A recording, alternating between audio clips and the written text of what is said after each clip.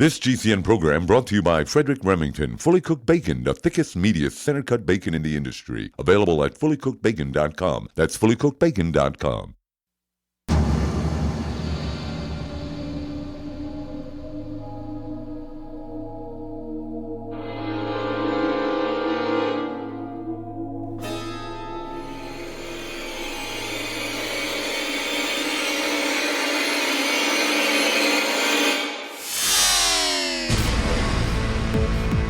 You're in the Paracast, the gold standard of paranormal radio.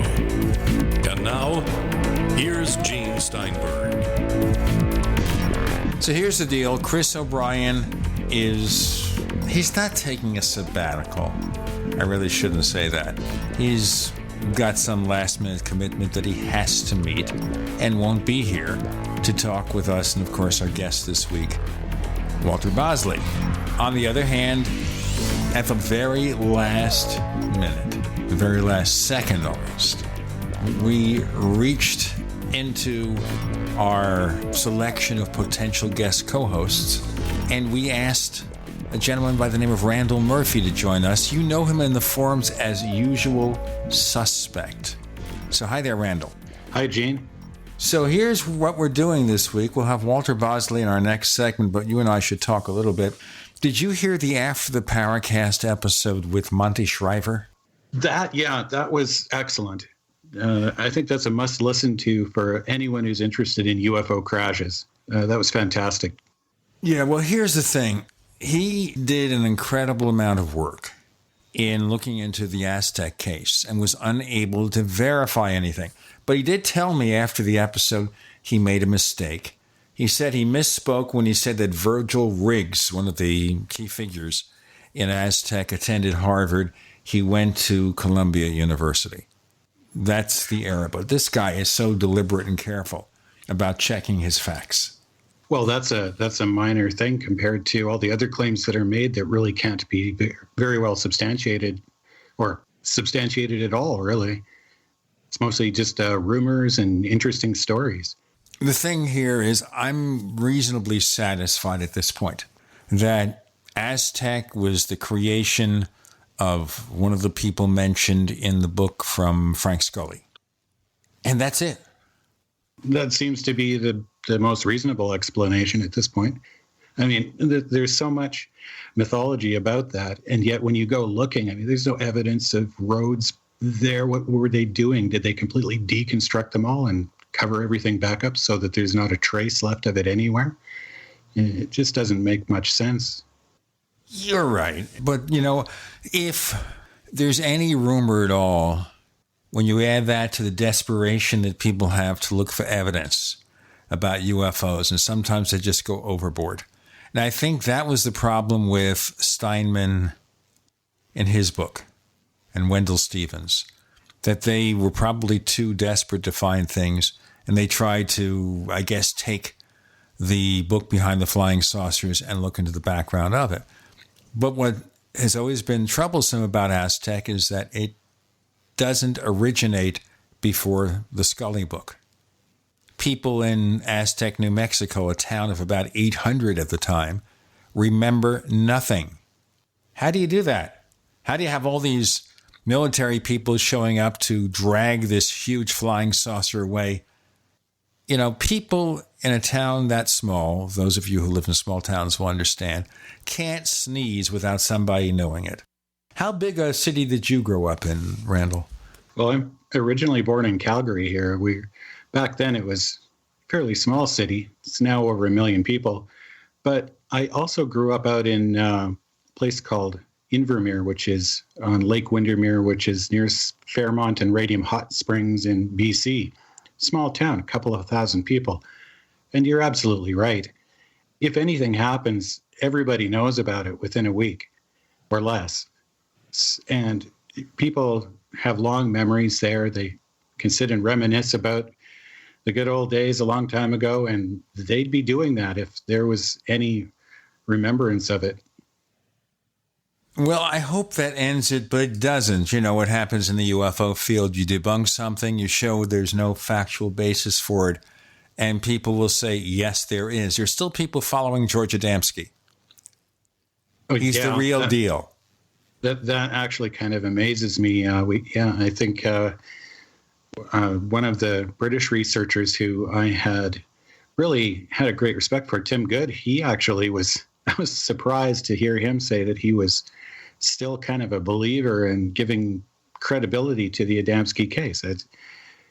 How does that happen? He was one of the best researchers in the field at one time. So I was surprised. We had him on December 22nd, 2013, Chris and I. Yeah, I remember that. Sure. And he goes into this Adamski thing, and I'm saying, what? What are you doing, man? Now, on the previous occasion, it was January 13th, 2008. I don't recall him pushing Adamski then. I think he must have some assistance with his editing and research, and somehow this one just slipped by him. I'm not sure how. He'd worked for UFOs, assisted them. I don't really get it, but these things do come up, and how they keep resurrecting it's just a matter of regurgitating the same thing. Somebody digs it up and goes, oh, this is interesting, doesn't do much follow-up research on it or trusts somebody who they think is credible, and the next thing you know, there it is. It's the way the UFO field works. This is why people call it toxic, because all these things happen.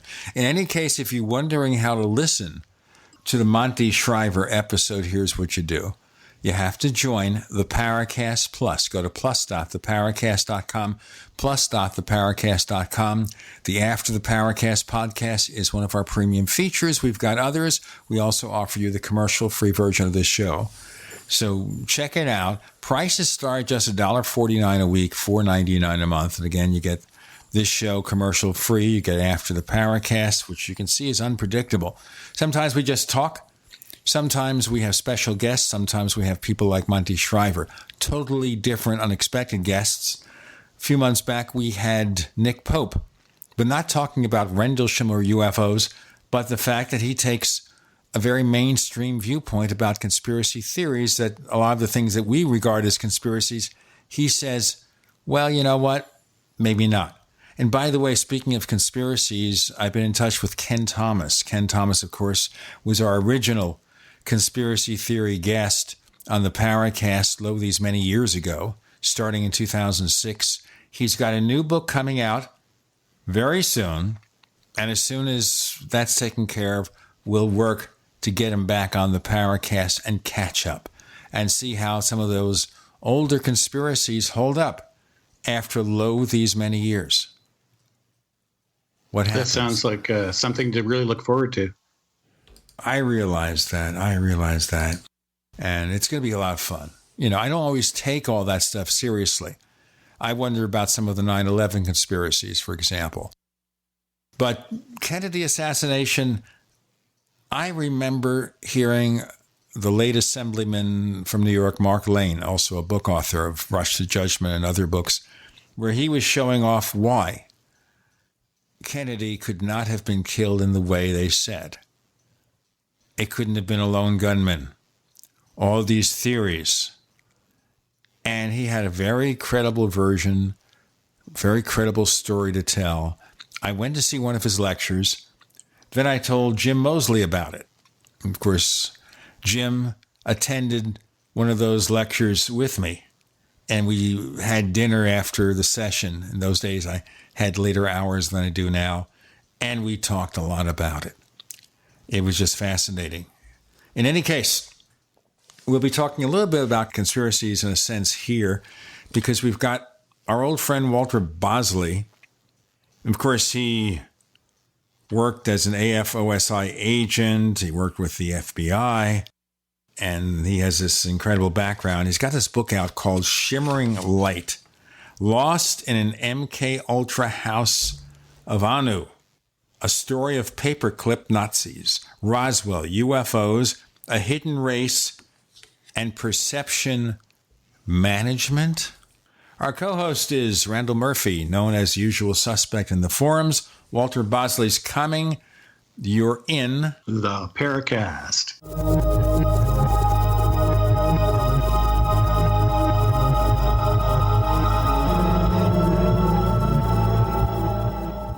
We also have swag. We have all these exclusive Paracast things that you can buy. We've got 60 or so different items, and entails t-shirts, sleeves for notebook computers, iPad cases, mouse pads, the Paracast jumbo tote bag, all sorts of t-shirts and jackets and stuff like that for men and women. We have a Paracast aluminum water bottle. All this stuff, you go to store.theparacast.com, store.theparacast.com.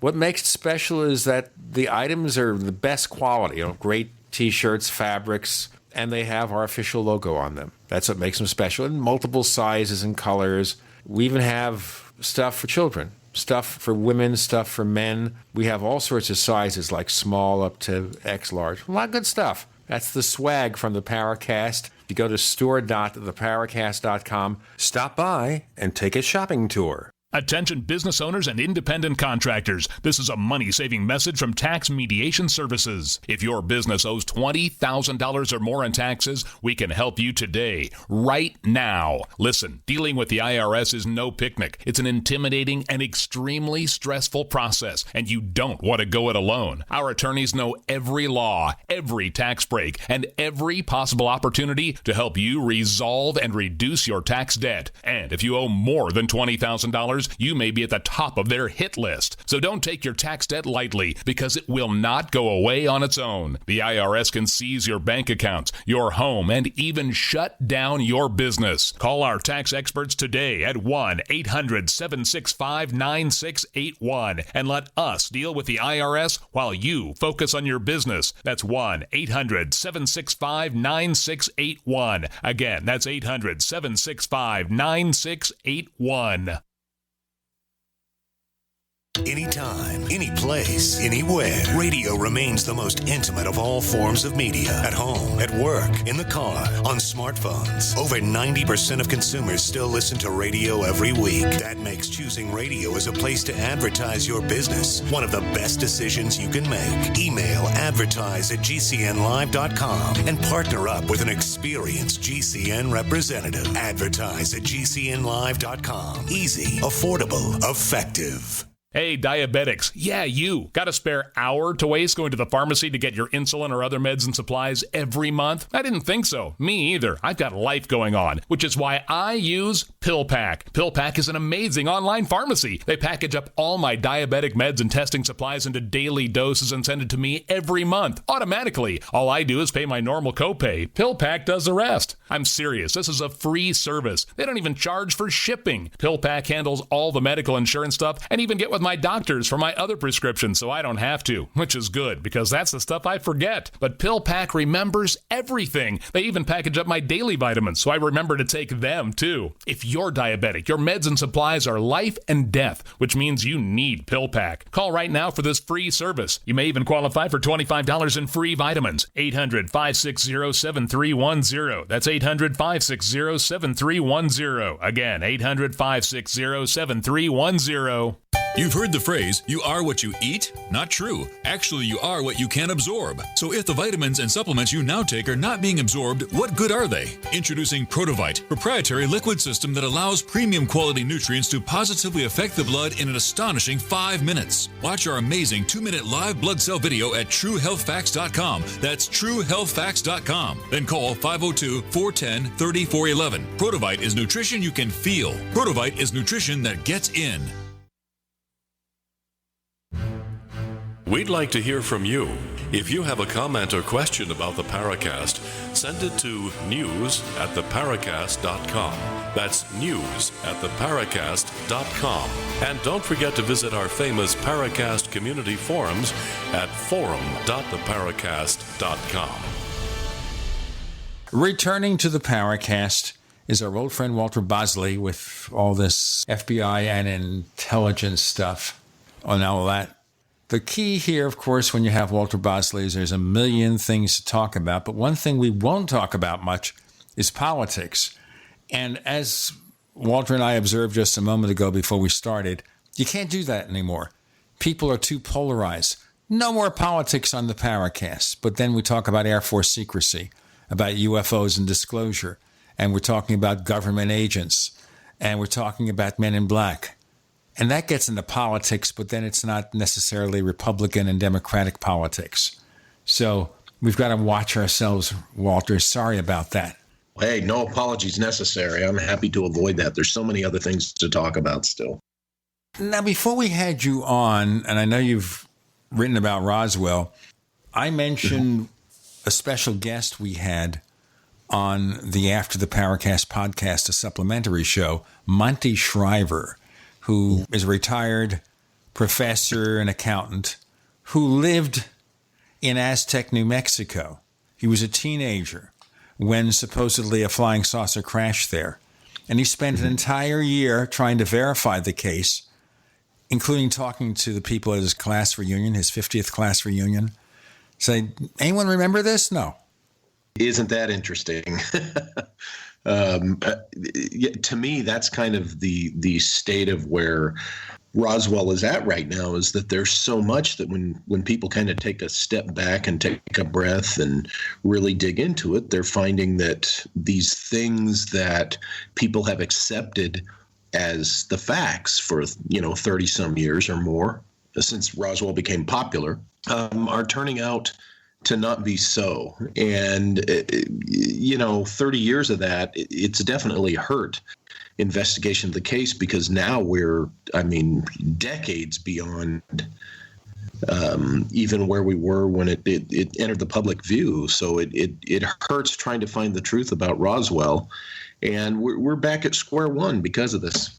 Well, certainly I'm glad to set Aztec aside.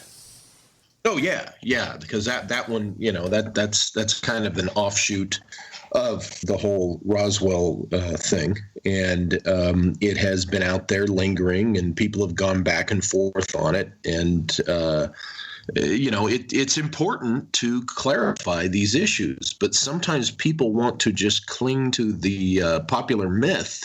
So, clarification is made all the more difficult. They just don't want to let go what they want to believe. And I think we're finally at a point at Roswell where, for example, with Roswell, I know we're talking about Aztec, but, with any of these, I think we're at the point where there's enough saturation of the one particular hypothesis and nothing's really coming of it, that people are ready to kind of look at these situations fresh and consider other options.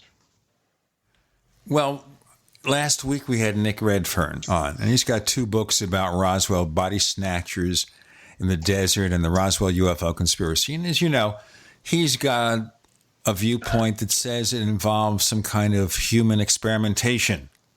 Mm-hmm. Rather nasty, rather dirty kind of stuff, grisly, so far as I can see. Now, you, of course, have approached this. Where do you think Nick went with this? Does it look to you as something credible? I liked about Nick's approach is that he's looking at it from through something other than the usual ET hypothesis filter, because there are details and little bits about this case and these other cases that kind of defy the ET hypothesis as an answer. And whereas I have no problem with the possibility that what Nick has come across and what he proposes is something that might well have gone on, my position on Roswell is that there's other factors that would speak to something else other than that. However, as you know, in my book that I've recently put out there, on my approach to Roswell, I do state that one of the possibilities is some type of secret classified project. I say that it might have been a classified first attempt at manned spaceflight by, the United States and the Operation Paperclip Nazis that we inherited. And maybe they did use folks who had some type of medical or physical issue because they considered them expendable. Now, that, of course, puts it in a category that some might say is, nasty and reprehensible. Yeah, which would serve the purpose of why such a tight lid would be clamped down on it, because it would be embarrassing. So in that regard, Nick might be onto something. I definitely acknowledge that. But primarily the value of Nick's approach is because, Nick goes into this. He's a journalist. He really does approach all this stuff like a real journalist. He jumps in and he digs things out and he presents what he finds, and he presents ideas when he does theorize based on stuff that he finds, and I think it's as reasonable as anything else that's out there, if not more so than some. So yeah, I give him kudos for pointing out something other than the ET hypothesis. I think the problem is, in those early days there was a lot of experimentation going on. Mm-hmm. This is right after World War II. And we get all the Nazi scientists who were instrumental in giving us a space program. We have all this other stuff. We have the technology, the scientific experiments we acquired from the Nazis and the Japanese. Right. And I think it's very likely we did funky things. Oh, sure. I would have to agree with that statement because, as it was when I went into writing about when I jumped in to do this book on my dad's situation, and I discovered how instrumental, how at the core of MKUltra and just Operation Paperclip itself was Army Air Corps, and then, of course, U.S. Air Force aerospace medicine was really the main driver in Operation Paperclip. I had not realized that it really was the Colonel Harry Armstrong and General Benson who started the Aerospace Medicine Division within Army Air Corps, which became the Air Forces. And these were the guys that were really pushing at the end of World War II to get these Nazi scientists for their aviation medicine. This is what much of the U.S. Air Force Aerospace Medicine, Aviation Medicine Division, and manned space travel, the pursuit of that was based upon, was what these guys wanted to get from these Nazi scientists. And going back to what you said, we know what reprehensible, awful things the Nazis had been doing in their medical experimentation. So, it like you state and like Nick proposes, this is why it's not unreasonable to consider the value of where Nick goes with that and where, what we're discussing.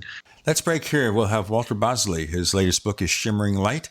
Our guest co-host is Randall Murphy, known as Usual Suspect in the forums. I'm Gene Steinberg. You're in the Paracast.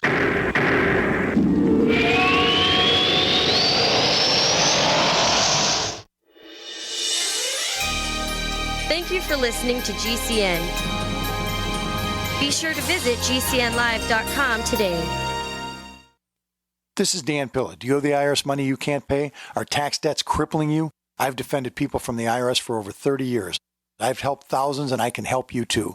I wrote the book on IRS settlement, and I'm telling you, there's no such thing as a hopeless case. Call 800-34-NO-TAX to finally get free of IRS debt. With the IRS's new programs, there's never been a better time to solve your problem. Call 800-34-NO-TAX. That's 800-34-NO-TAX, or my website, danpilla.com. By now you know that wireless technology like cell phones do in fact pose dangers to the health and privacy of everyone. Block-It Pocket's wide range of products are unmatched in providing the protection you deserve. No scare tactics, just common sense. BlockItPocket.com offers quality American-made options to alleviate and eliminate these invisible dangers. Learn more at BlockItPocket.com or call 888-315-9618. BlockItPocket.com, enhancing health and privacy.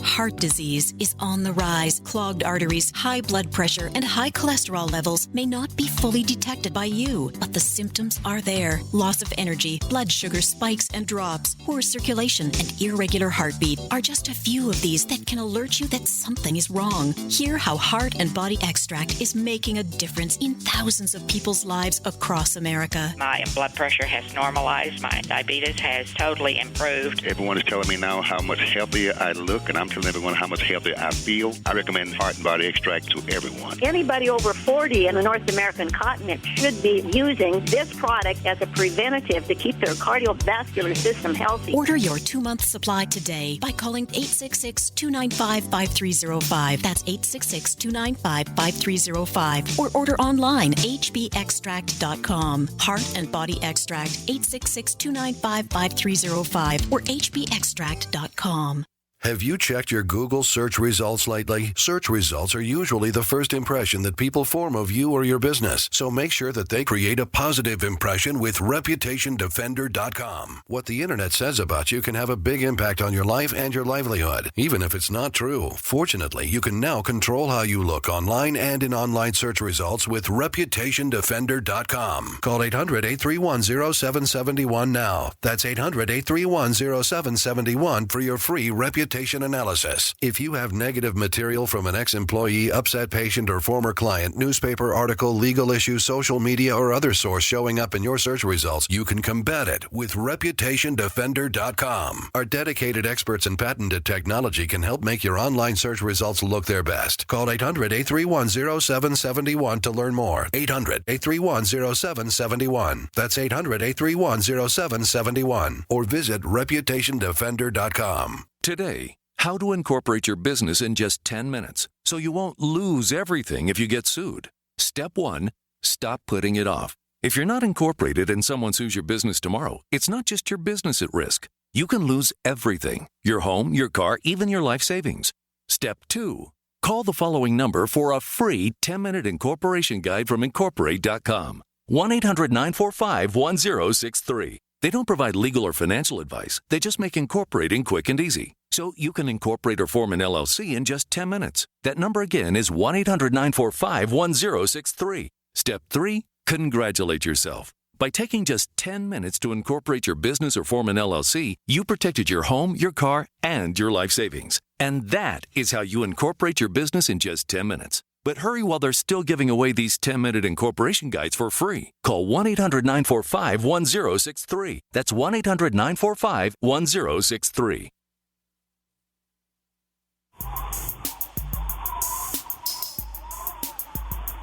Hey, this is Marie D. Jones, the author of This Book is from the Future, and you are listening to the Paracast, the gold standard of paranormal radio.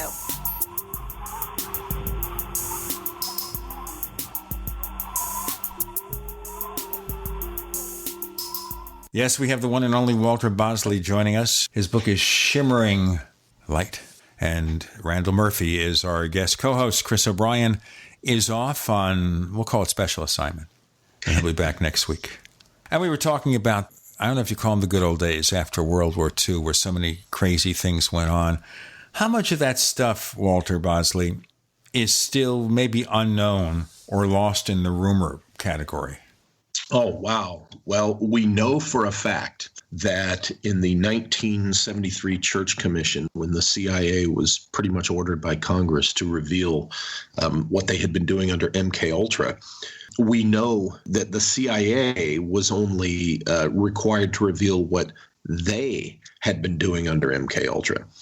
What the public didn't know, what kind of slid by, was that the Air Force, U.S. Air Force, and the other branches had done a little bit of it, but the U.S. Air Force had enthusiastically latched on to MKUltra in the 50s and started their own separate program.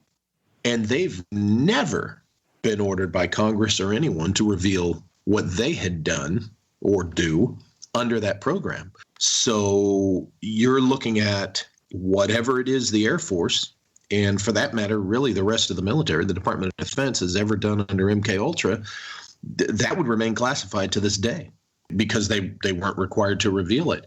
So imagine there, to answer your question, imagine what a big chunk of something, might be there. Who knows to what extent they've taken it. We're talking decades now. We're 60 years or more that this dates back. So your guess is as good as mine, what could still be out there to be found out. Well, sure.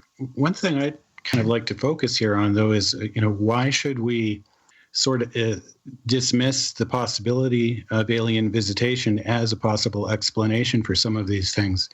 Like Friedman says, there's everything else that is out there besides UFOs, and then there are UFOs. So sure, maybe we have some secret technology and maybe there's been some psychological manipulation. But what about the real thing? How does that relate to the real thing? Are these programs being used as disinformation to cover that up? Or what's your take on that, Walter?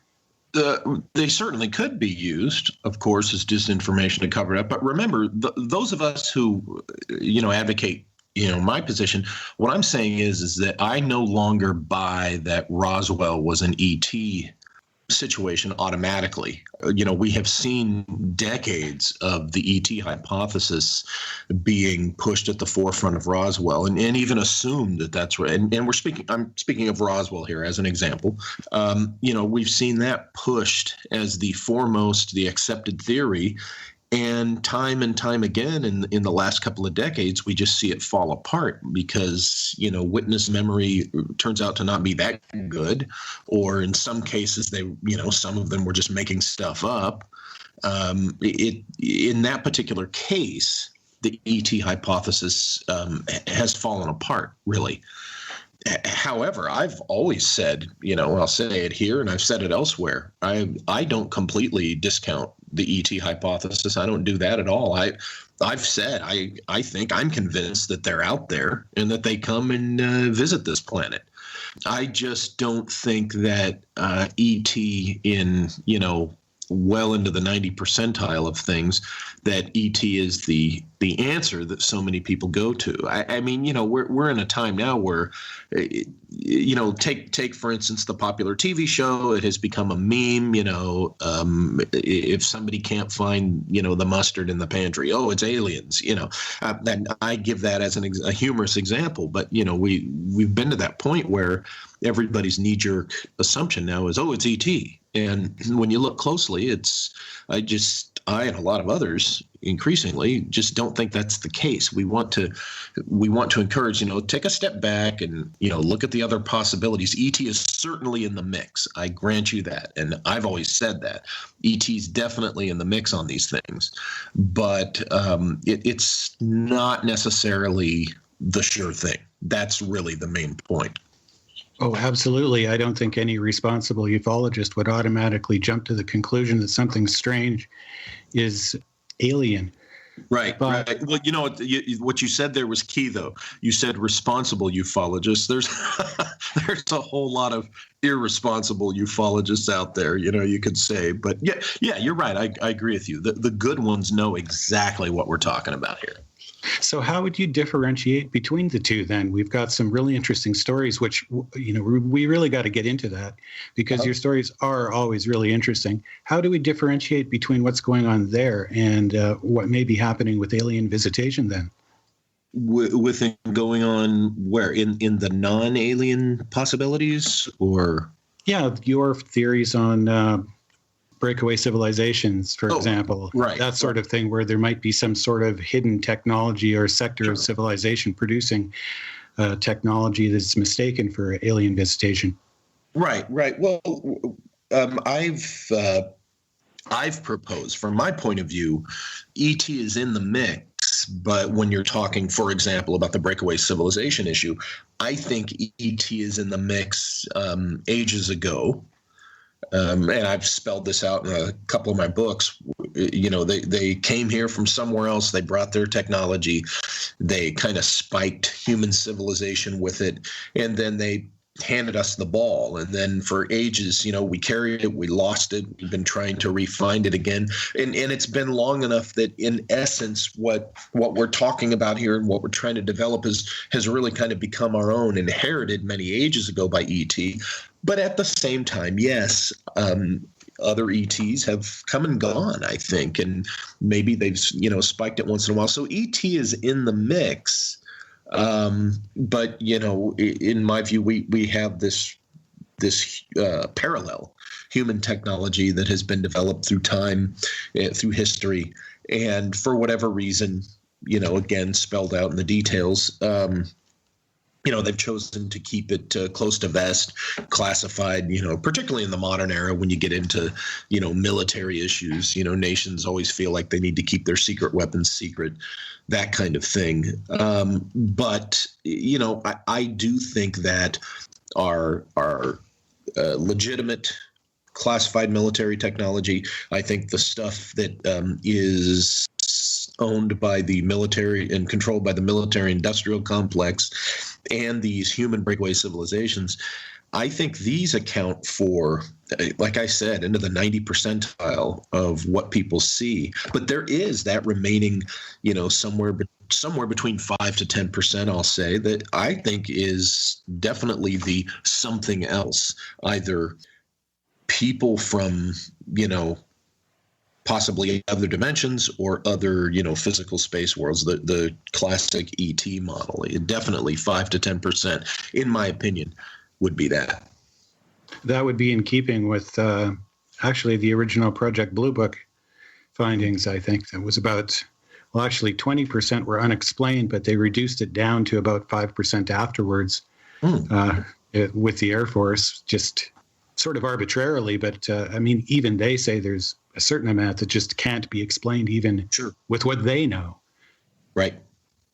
Which is intriguing. It's that little tidbit right there is, I think, the most intriguing little bit that brings all of us, from whatever perspective we're coming from, that brings all of us to that table, because we're all fascinated with that little 5%, I think.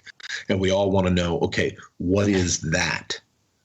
I'm going to ask you a few more questions going back to the old days and the government's influence on early UFO history in a moment. Once again, the book is Shimmering Light, Lost in an MKUltra House of Anu. And Walter Bosley. Our guest co-host this week is Randall Murphy. Some people know him in the forums as usual suspect. With Gene, Walter, and Randall, you're in the Paracast.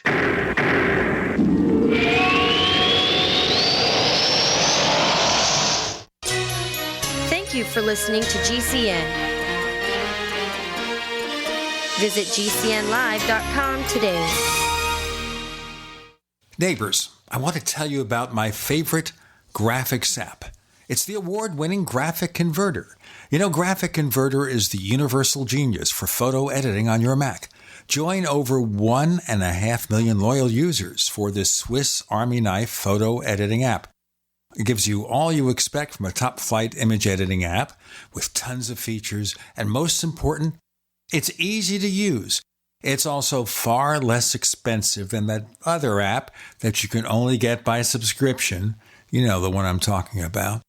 What's more, you can get 20% off with your order right now. So write this down to learn about Graphic Converter. Go to www.lemkesoft.de/Gene. Let me spell that.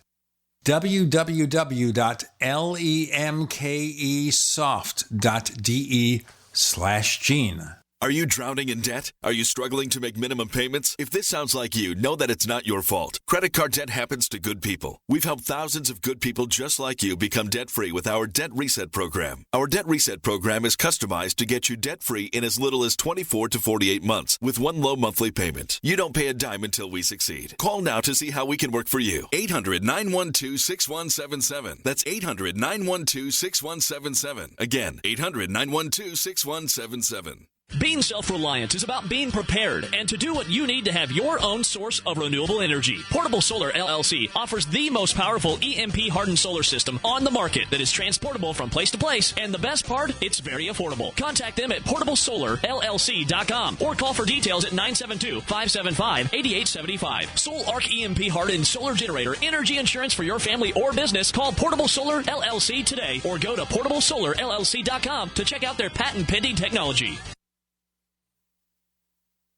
Are you one of the 70% of Americans that want to own your own business? Afraid to leave the security of your current job to pursue your dreams? I'm Pharmacist Keith. Dr. Wallach, the Dead Doctors Don't Lie guy, and myself want to show you a low-cost way to create your own business, working around your current job schedule, creating an extra income for you and your family by joining his crusade, spreading his message of better health. To learn more, visit radio.recordedvideo.com, radio.recordedvideo.com. That's radio.recordedvideo.com. Are you happy washing your hands with harsh chemicals? Are you happy doing laundry with detergents? Are you happy paying high prices? Find your happiness with Pure Soap. These all-natural, earth-friendly Pure Soaps are the very best you've ever used. Buy in bulk. Get a 12, 36, or 48-month supply, or get items individually and still save big. You're getting soap products twice as good as what you're using now, earth-friendly and natural soaps. Your family deserves the best. Happiness is 5starsoap.com. Why not put your money up the drain for a change? See them at 5starsoap.com or call 1-800-340-7091 for a catalog. Cal Ben Soap Company can save you thousands of dollars and give you good old-fashioned real soaps that are triple concentrated. Soaps made from vegetable and coconut oils. See their full selection of soaps at 5starsoap.com. That's F-I-V-E starsoap.com or call 1-800-340-7091 for a catalog.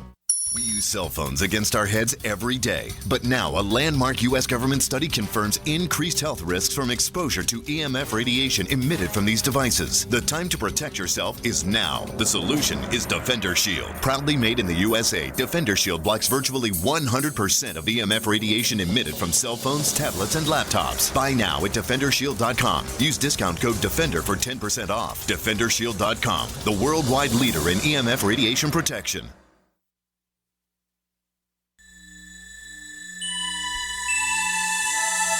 This is Jacques Vallée. You're listening to the Paracast, the gold standard of paranormal radio.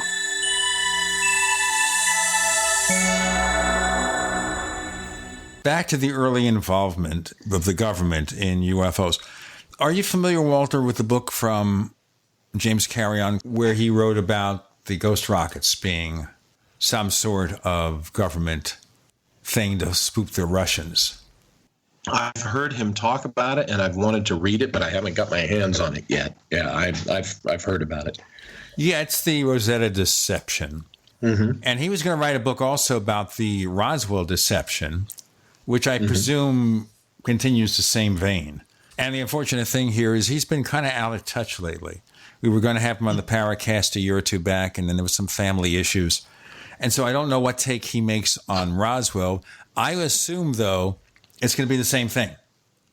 Mm-hmm. That UFOs being used as a cover for something else. Mm.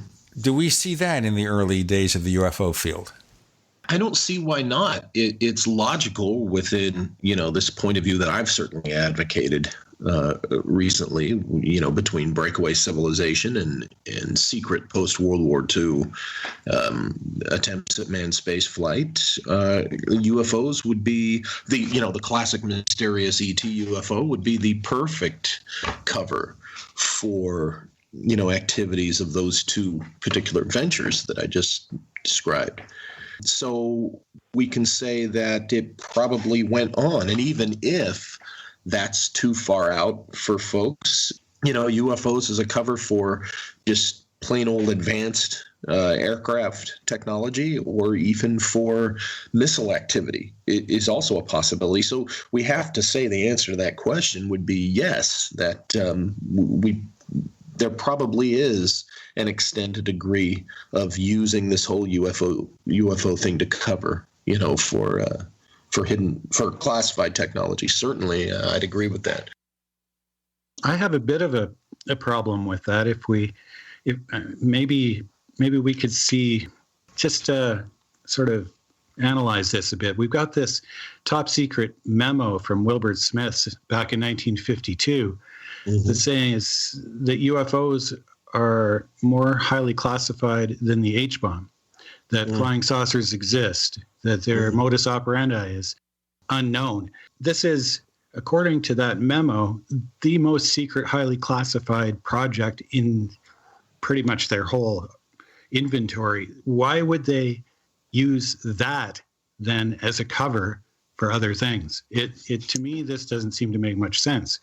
I mean, why that it'd be like using the Manhattan Project to cover for Project Ultra. Somehow, I don't see the logic there. Well, the problem I have with the 1952 issue, because that comes up, I think, you know, the MJ12 papers have a 1952 connection. And what a lot of times when people bring this up and relative to ufology is that the JIC, the Joint Intelligence Community, had done an assessment in the late 40s that said by 1952 we would be in total war with the Soviet Union. Okay, clearly that did not happen, but that was when 1952 really first came up in these documents, and it was a very real world issue. So what happened was that put the year 1952 out there on the table, and there were a few things discussed relative to this JIC assessment, this Joint Intelligence Committee assessment that had been done. And people have been interpreting that to mean ET and space UFOs and such, when that might not be what they were talking about. I would have to see the memo that you're talking about, you know, sitting in front of me to comment further in an intelligent manner. I don't have it sitting in front of me. It might be one of the ones I looked at, you know, for my book, but I looked at a lot of things. And do you recall who was the author? Wilbur Smith, you said? Wilbur Smith. He's this is the Project Magnet memo, Canadian, and apparently this document's now stored at the archives at the University of Ottawa. So okay, we don't seem to have any reason to think that the matter wasn't more highly classified. Oh, sure. I don't have a problem with the classification at all. If they're classifying UFOs higher than the H-bomb, why are they using it as a cover story for something less? Okay. When I say using UFOs as I have to admit, you know, mea culpa, I thought it was implied we were talking about ET UFOs. Okay, yes, UFOs, according to this document, this Canadian document, were clearly in Canada, you know, more classified than the H-bomb. Those particular UFOs might have been the classified technology that was very earthbound, very human source that, you know, could have been from they thought from the Soviet Union. Okay, right. I get the gist of what you're saying, but the same memo also says that flying saucers exist and that their modus operandi is unknown. So, if they're talking about existing technology, how could they say that it's unknown? Okay. You can see an aircraft, okay, some type of advanced aircraft, and not know whether it's from the Russians or the Chinese or the Lithuanians or the Venezuelans, okay? Clearly, you can see that it's some type of earthbound technology, but just not know who the source is as far as which nation, okay? And I think that is probably, speaking of logic, more logically reasonable that that's what unknown meant. Now, what I was trying to say a minute ago is that I think that they used the ET themed UFO idea as a cover for actual technological things. In other words, and I've said this in the past too, when you're testing your advanced aircraft, let people think it's little green men from Mars. Let people think it's little grays from Zeta Reticuli. You know, that's better than them knowing it's U.S. Air Force. Okay, that's what I mean by that. I think that's a better, clearer way to state what I was stating earlier. Let me go back earlier in this thing, since we're covering different issues, kind of catch as catch can. Back with the Arnold sighting, the Kenneth Arnold sighting, and it's important to mention this year because the anniversary is coming up. True. In the next few weeks. 1947... 2017, 70 years since Kenneth Arnold. Now, the linchpin of that case is the fact that these objects were traveling at least 1,200 miles an hour. And I recall that actually Arnold really originally estimated 1,500, but used a lower figure. Now, if he got that wrong, and maybe it was 400 miles an hour, it's possible he was just looking at some kind of test aircraft or something. Sure. And where would the UFO field be then? Exactly. Not where it wants to be for a lot of people. Well, there were plenty of other sightings besides Arnold's, I think, afterwards. I think we'd still have the mystery. We still wouldn't know what the unexplained ones are. Sure. Right. We would have enough consideration of the other possibilities that perhaps, more of the mysterious possibilities, for lack of a better way to put it, might have been explored a little further. So it's just something that, we kind of need to notch back and recognize, look at what was going on at the time and be a little bit more honest with, hey, this could very well have been, human technology, which in itself is a fascinating solution. But I'll say that none of that eliminates totally the more mysterious, otherworldly possibilities being in the mix. Now, here's something you might find interesting, Walter. Also in the Project Magnet memo, apart from them not knowing what the modus operandi is of UFOs, it does mention that the U.S. authorities were looking into them, and that one of the possibilities that as an explanation is that there might be some sort of mental phenomena. And you were just mentioning MKUltra, and so maybe there's some sort of connection there. Well, there's two possibilities I see there. The one that a lot of people would go to, of course, would be, gosh, were the guys messing with MKUltra? Did they perhaps create the phenomena somehow, or use it to create this ET mythology? Walter Bosley, Gene Steinberg, Randall Murphy, you're in the Paracast.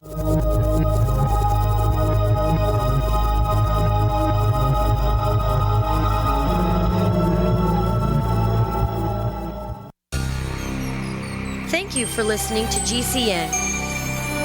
Visit GCNlive.com today.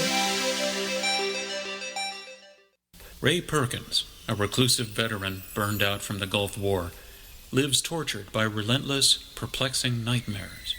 Nightmares of a horrific battle in deep space and of a mysterious woman suffering in agony for her devastated world. A woman not yet born, calling across centuries to him. Then, a coincidence leads him to his destiny, his chance to alter the universe. Attack of the Rockoids. The former fiction editor for Star Wars and Indiana Jones, Robert Simpson, writes, "The soul of the novel Attack of the Rockoids lies in its heart and passion for building a convincing tale of a love that spans the galaxy. A thrilling story. Attack of the Rockoids is available now. Read a sample chapter and get a special discount off of the cover price at our website, rockoids.com. That's ROCKOIDS.com. Attack of the Rockoids, a novel in the grand science fiction tradition. Be prepared for the next disaster with the Shelter Pod. The Shelter Pod is a large, all-season, heavy-duty, quick-deploy shelter. The Shelter Pod system can be set up in 30 seconds and includes an emergency medical kit, water filter, survival tools, and more. Are you prepared to take care of your family? Do you have everything in one place ready to go? Get it now or enter to win a complete Shelter Pod system at shelterpod.com. The Shelter Pod at shelterpod.com. Shelter when you need it most.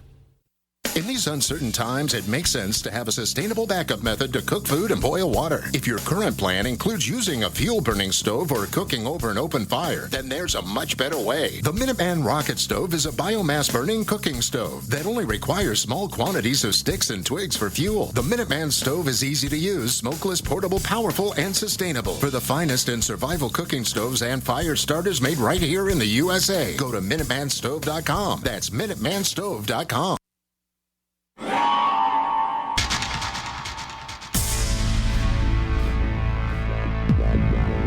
Welcome back to the Paracast, the gold standard of paranormal radio. And now, here's Gene Steinberg.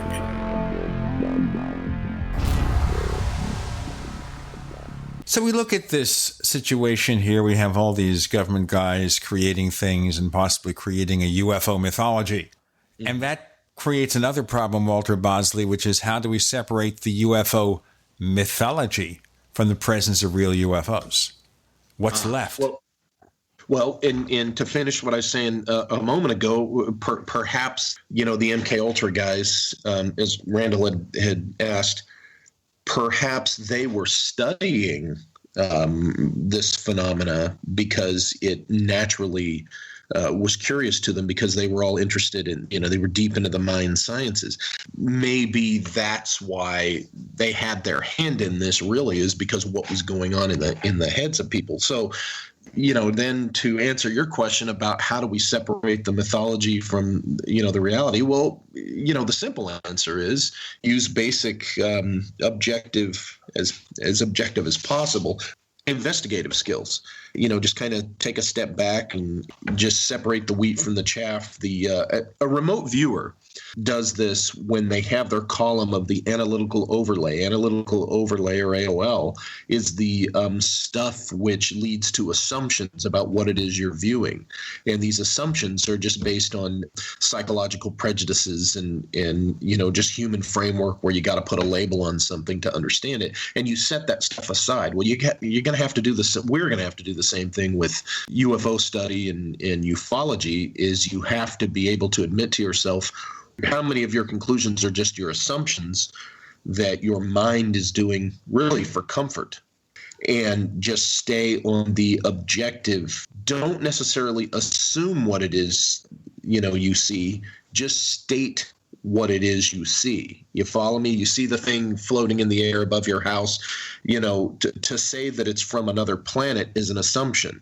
To say that it's a flying object above your house is the reality. That's what you're seeing. You don't know yet where it comes from, and really it's that simple. People have to take a step back and again try to, maintain the objectivity. However, that said, I've also been involved in discussions and of the school of thought where the fact that these things are happening to people can be very subjective. The specifics about what people are seeing can be very subjective. To the point where the phenomenon itself appears to be, in many cases, to be reaching into the psyche of the witness and letting them see whatever it is they prefer to see. In other words, you have this object, okay, or this being or this entity. You have this source of the phenomena, okay, and it has its own actual form.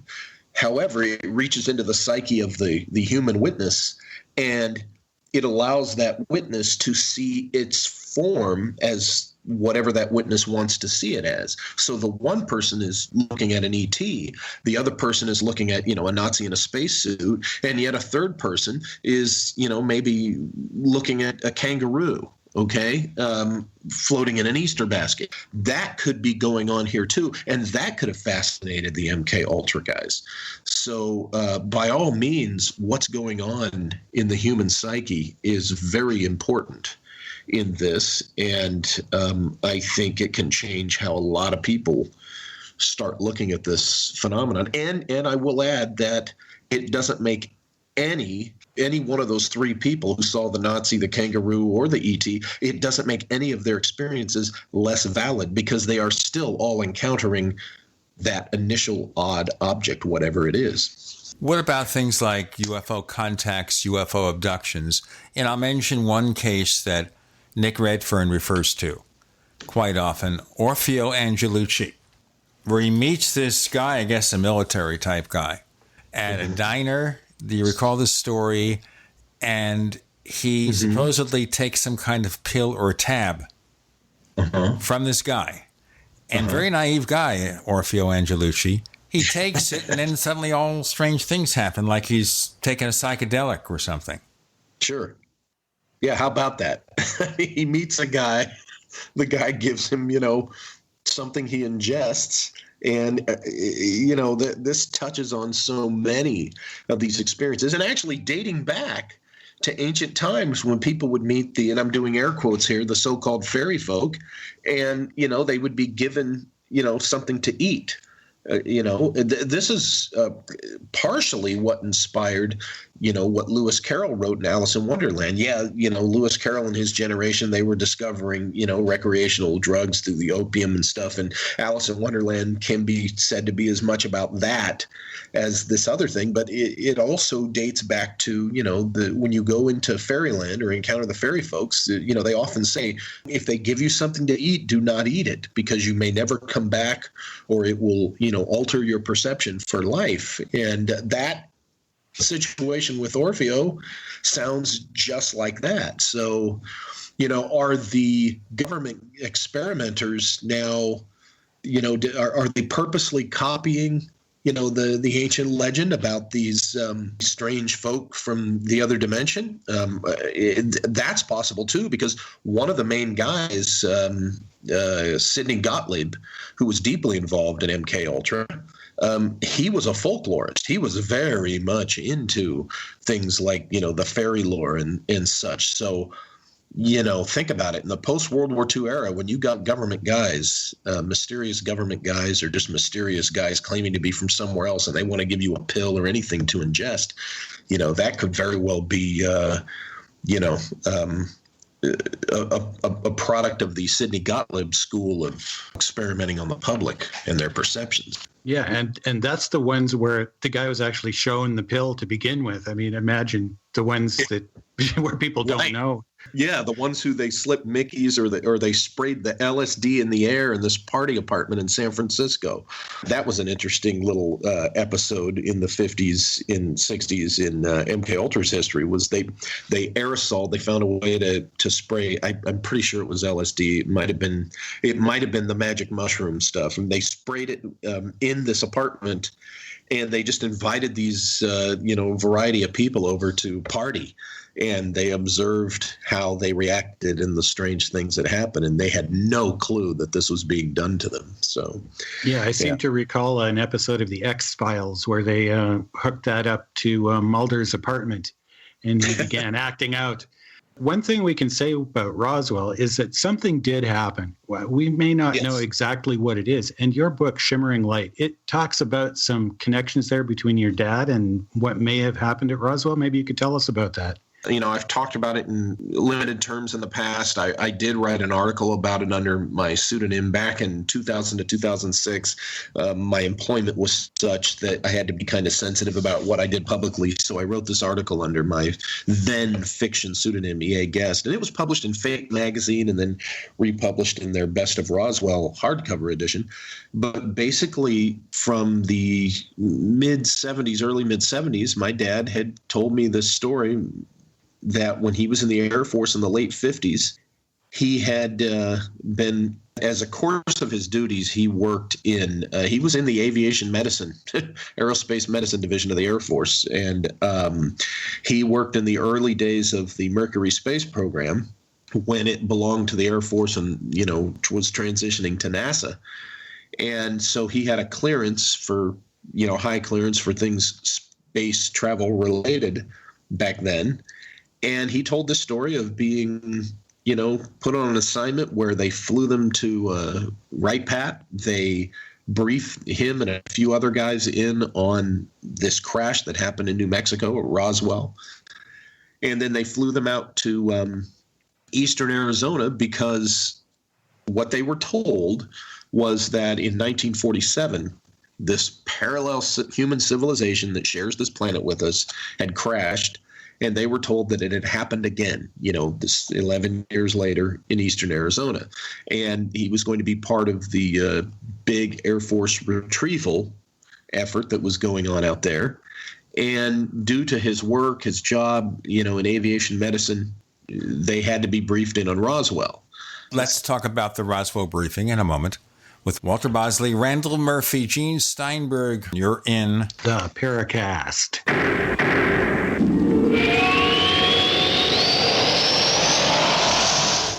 Attack of the Rockoids has been well received by critics and readers alike. It's a thrill-a-minute story you'll never forget. A former U.S. military intelligence officer is haunted by intense dreams about a beautiful woman pleading for his help after a terrible battle in outer space. But the dreams turn out to be true and thrust him into a telepathic love affair with a woman whose faraway planet is intent on destroying the Earth. And now the gripping tale continues in The Coming of the Protectors. It's the second book of the Rockoids trilogy, a galaxy-spanning adventure that pits our hapless heroes against powerful, fanatical enemies that threaten the lives of freedom-loving beings everywhere. Attack of the Rockoids and The Coming of the Protectors, classic science fiction at its best, available now. For more details, visit rockoids.com. That's ROCKOIDS.com. Ted Anderson telling you about Jordan Rubin's Beyond Organic Green-Fed Raw Cheddar Artesian Cheese featuring whole milk created through ancient dairy breeding, unpasteurized, untreated whole milk on the same farm the cows graze, containing natural sources of omega-3s, CLA protein, calcium, probiotics, and enzymes. I have never tasted cheese this good, and you need to try it. Contact your Longevity distributor or call 877-878-4203 or go to gcnteam.com. Would it be okay if you had 2 paychecks instead of 1? I'm Pharmacist Keith. Dr. Wallach, the Dead Doctors Don't Lie guy, and myself want to show you how to get an extra paycheck every month, creating an extra income that will last for years to come by joining Dr. Wallach's crusade, spreading his message of better health. To learn more, visit radio.recordedvideo.com. That's radio.recordedvideo.com, radio.recordedvideo.com, or call 866-257-3105 for a recorded message. Maybe not today, maybe not tomorrow, but soon you'll need a plan and place to survive. Forget bunkers. You're not a live underground gopher. You need survivalist camps, the ultimate fully functional, off-the-grid mobile survival bug-out house that's well-equipped and custom-built to outlast any other RV or trailer. Bold statement? You bet. See them now at survivalistcamps.com. That's survivalistcamps.com. Trust your family's survival to survivalistcamps.com. Hi there, I'm Bob Eubanks. You know, as part of Hollywood for a long time, I've seen my fair share of celebrities get in trouble with the IRS. Well, there's one name I trust, the Tax Defense Group. They're the most trusted name in tax. So if you owe more than $10,000 to the IRS, you really need to call my friends at the Tax Defense Group.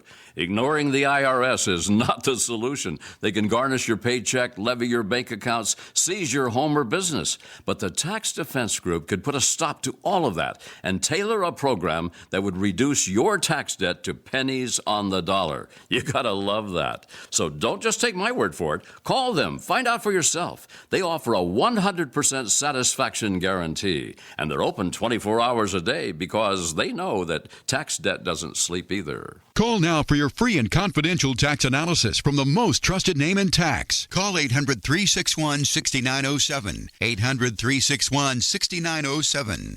Homeowners have much more to worry about than just making their mortgage payment. Can you afford to repair or replace your air conditioning when it stops working this summer? Or worse, a major plumbing problem? With National Home, you can say goodbye to repair bills. If you own a home, you could stop paying for these costly repairs. Best of all, call now to get 1 month of repair coverage for free. Get total protection for your home's major appliances and systems, so you have no more costly repair bills. Call 800-887-3022. That's 800-887-3022. 800-887-3022.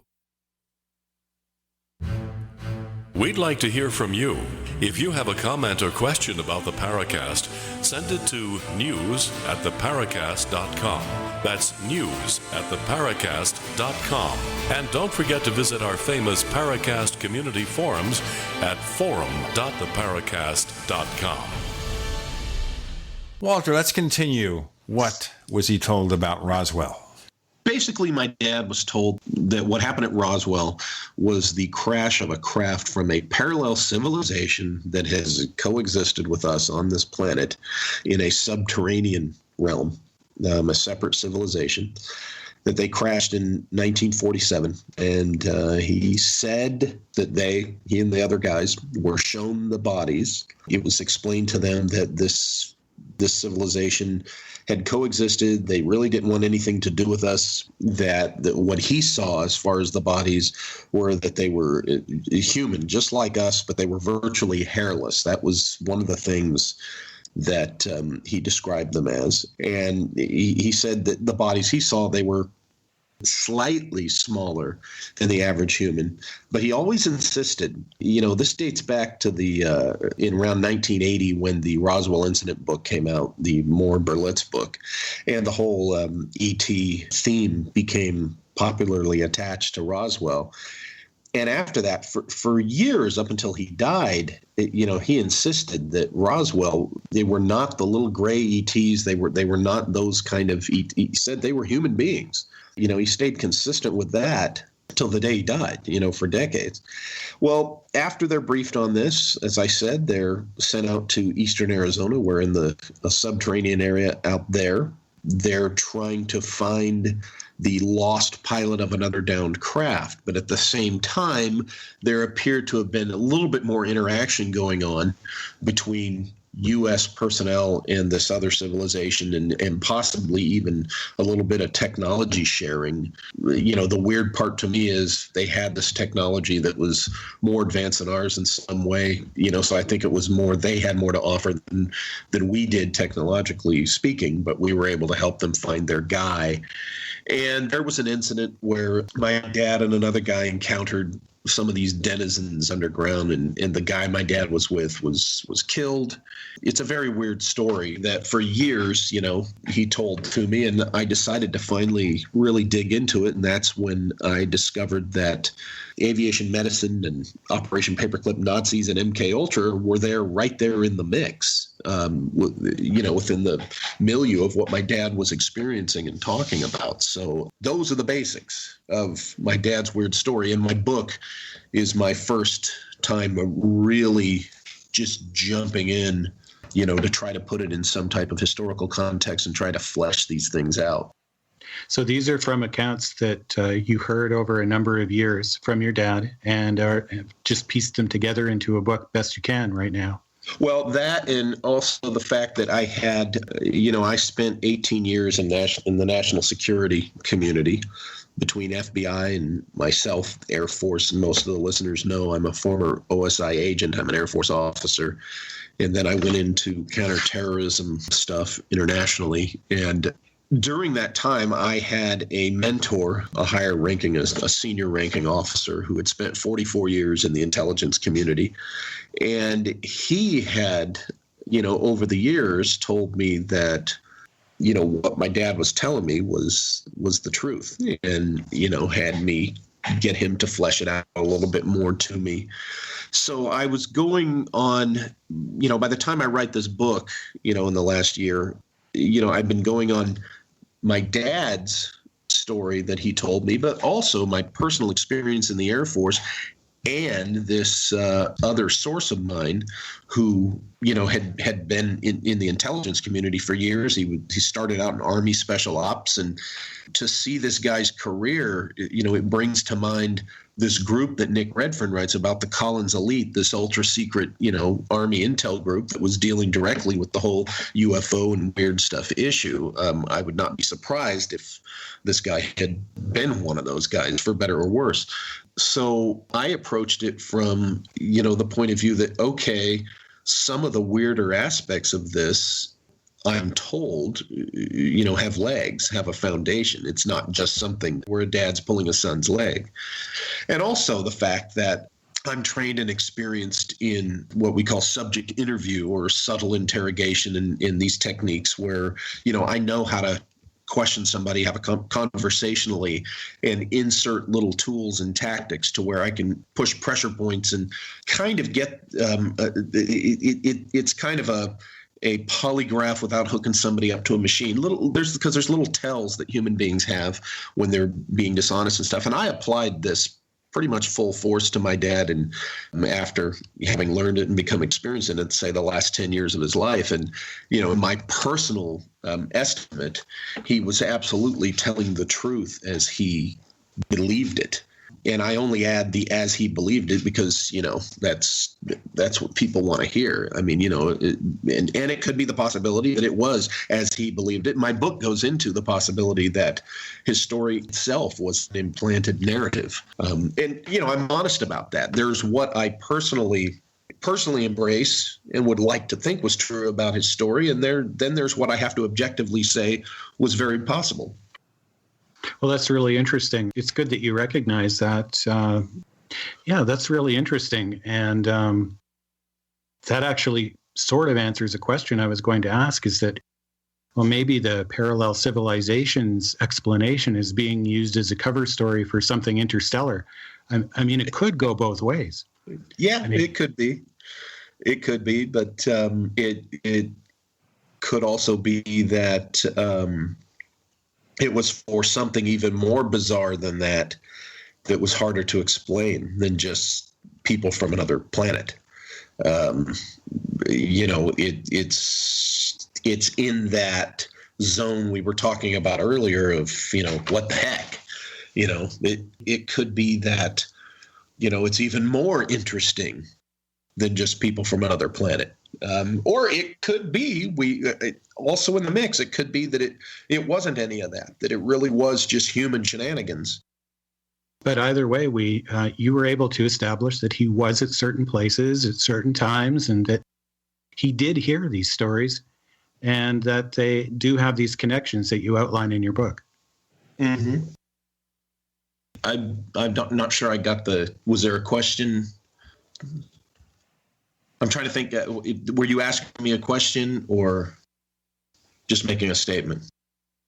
Somewhat rhetorically, I guess. It's just to confirm that I've got sort of the take on your book correct. Yeah. Okay. Yeah. It's what I try to do in my book is present the possibilities that I found, all along the spectrum, from the wild on down to the very mundane, because any one of them could be valid.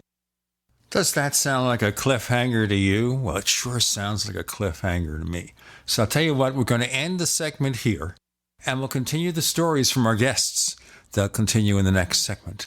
And by the way, Walter and Randall will also be on After the Paracast this week. The book is Shimmering Light. Let's shimmer away here with Walter Bosley, Randall Murphy, and Gene Steinberg. You're in the Paracast.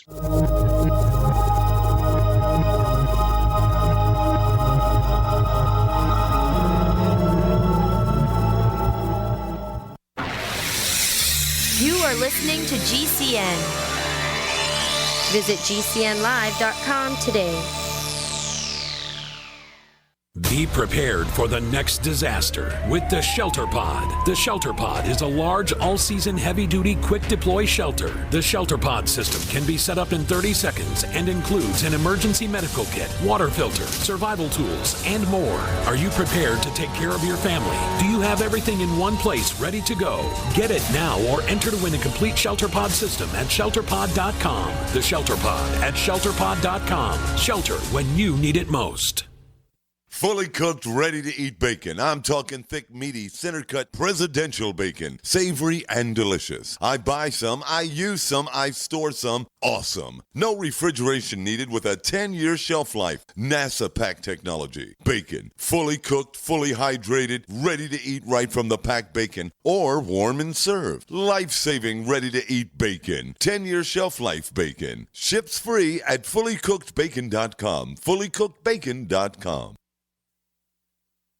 Hey, diabetics. Yeah, you. Got a spare hour to waste going to the pharmacy to get your insulin or other meds and supplies every month? I didn't think so. Me either. I've got life going on, which is why I use PillPack. PillPack is an amazing online pharmacy. They package up all my diabetic meds and testing supplies into daily doses and send it to me every month, automatically. All I do is pay my normal copay. PillPack does the rest. I'm serious. This is a free service. They don't even charge for shipping. PillPack handles all the medical insurance stuff and even get with with my doctors for my other prescriptions so I don't have to, which is good because that's the stuff I forget. But PillPack remembers everything. They even package up my daily vitamins so I remember to take them too. If you're diabetic, your meds and supplies are life and death, which means you need PillPack. Call right now for this free service. You may even qualify for $25 in free vitamins. 800-560-7310. That's 800-560-7310. Again, 800-560-7310. We all know that Berkey Water Purification Systems are the most trusted name in water filtration. As an authorized Berkey dealer for over 6 years and serving thousands of satisfied customers, the Berkey Guy offers amazing specials for Berkey water filtration systems. The Berkey Light systems include a set of self-sterilizing and recleanable black purification elements that purify water by removing chlorine, pathogenic bacteria, cysts, and parasites to non-detectable levels and remove harmful chemicals such as herbicides and pesticides. Order the Berkey Light system today, complete with 2 black Berkey elements for only $231, and the Berkey Guy will ship your order free of charge. With the purchase of a Berkey Light, the Berkey Guy is also offering a set of fluoride and arsenic filters for only $39.99. That's over 30% off the retail price. Call the Berkey Guy at 1-877-886-3653. That's 1-877-886-3653. Or order online at goberkey.com. That's goberkey.com today.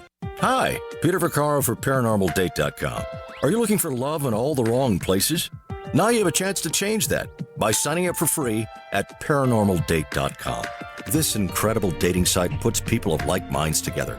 People who are interested in the strange, the unusual, mysteries, ghosts, UFOs, and the afterlife, and so much more. ParanormalDate.com was developed for you, people seeking a viable alternative to the other dating services. You can join for free by going to ParanormalDate.com, and if you decide you like it and want to connect with people, use the code GEORGE for a substantial discount. Mark Rawlings, president of ParanormalDate.com, says so many people hunger to share their experiences about the paranormal, the unexplainable, or the afterlife, and so much more, and this is the source for them to meet and share that common interest. So sign up for free at ParanormalDate.com, ParanormalDate.com, and use the code GEORGE if you decide to connect with someone you like.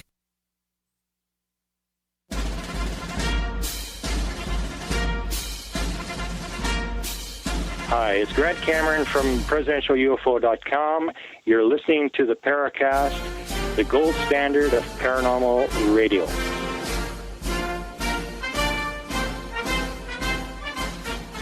So we continue. I want to throw back the UFO contact abduction thing in one other way, which is, this is where I'm always shot down, but I keep repeating it until they stop me.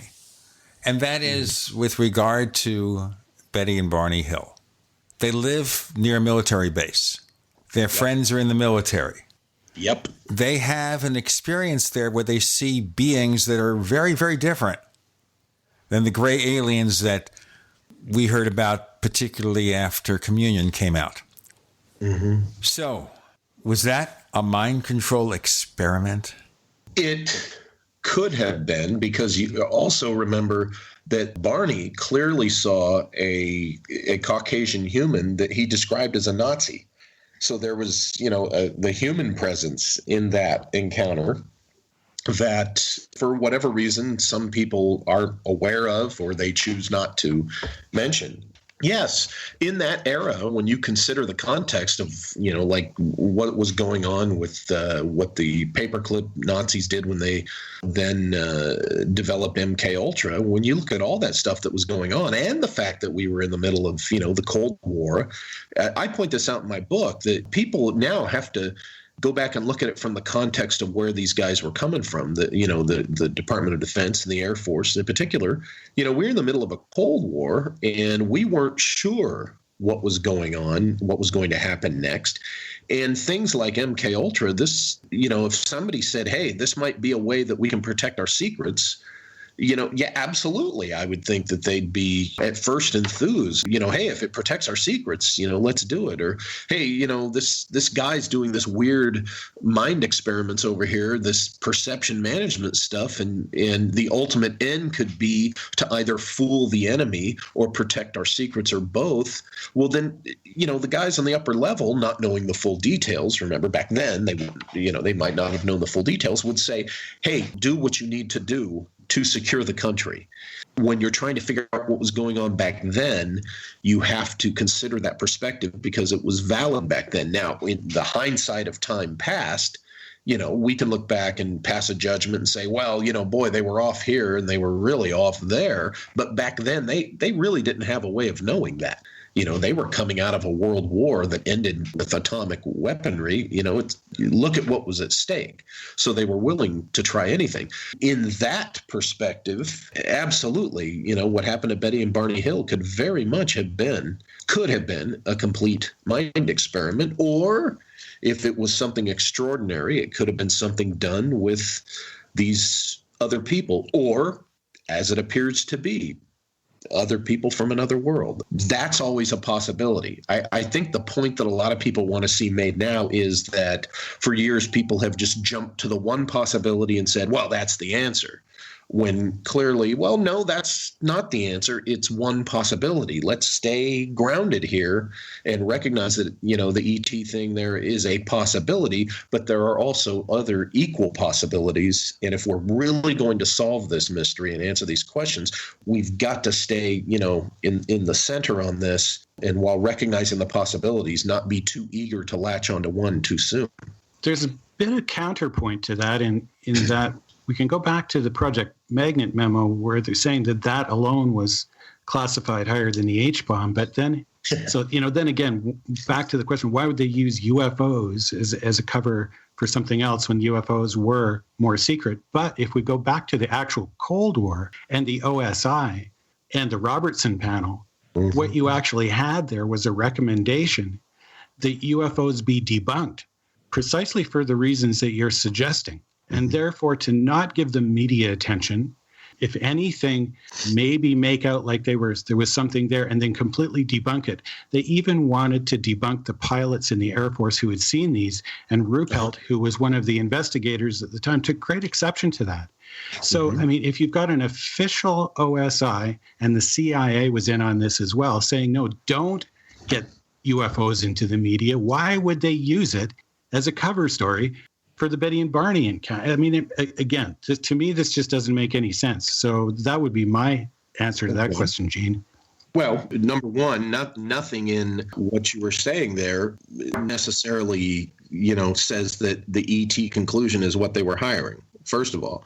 And then a little earlier, I made the distinction that using the idea that these things are from another world would have been a good way to cover your own technology, because fewer people out there, would really accept that, and they would laugh off any stories related to what people were seeing. So that while they're out there flying and testing their technology, and if it gets publicly identified with something that can be ridiculed, not only will this proposed majority laugh at the idea that it was men from another world, they would increasingly just ignore when people say, hey, I saw this thing flying around, right? So that hopefully, I think this is what they were hoping, these things would get reported less. Now, what you described, hey, let's not give it attention. That was a recommendation. Remember, that was a recommendation. Recommendations are not always taken, are not always applied 100% across the board.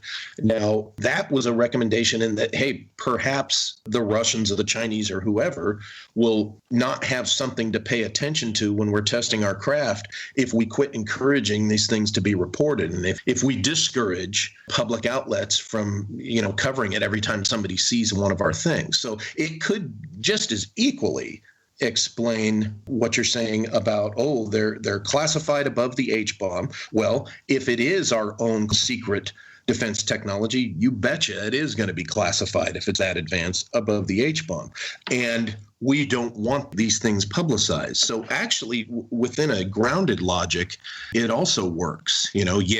This technology whatever the UFO stuff is, that's human-based that they're covering. This technology itself is classified above the H-bomb. And no, we don't want people to be encouraged to be talking about it publicly. To me, in my mind, that's logical too. So that's where I'm saying we have to be careful with all these memos and such that we either make the ET assumption or we take an allusion to, something possibly from another world being suggested in a memo as, oh, well, that's exactly what they thought, and that's the only thing they thought. That's the problem with the post-World War II memo issue that pops up, the ones that are real, That's the problem that I and some others have with them, is really they get misinterpreted. I think you make a good point on one level, and that is that certainly there were secret projects where people observed or had some contact with them, radar contact, and they didn't know what they were seeing because they were secret projects. We had the U-2, we had the SR-71, we had the Skyhook balloons, and we did have those. And when those were reported, nobody knew what they were, so they kind of went down as unknowns, and then they were maybe blown further out by the ET believers into flying saucers. And so we do know that a number of reports of secret projects were reported as unknowns, and that came to be later interpreted as flying saucers. So there's definitely some credence to that line of thinking. Yeah, that's not even mentioning when we get into the the field of speculation on the Nazi technology that was inherited, or the breakaway civilization issue. When you throw that possibility into the mix, that's even more human source stuff that people were seeing out there. And again, even with all this said, I still agree that there's that percentage of stuff that very well could have come from other worlds. Yeah, we got the flying wing technology from the German. The Horton brothers. Yeah, absolutely. And there's some people that have thought, well, maybe that's what Arnold might have seen as some sort of classified version of the flying wing. Right. And that gets into what I have found, and I say this with a smile, I like to call it the most hated book by people into the ET hypothesis. We have Walter Bosley, Randall Murphy, Gene Steinberg. You're in the Paracast.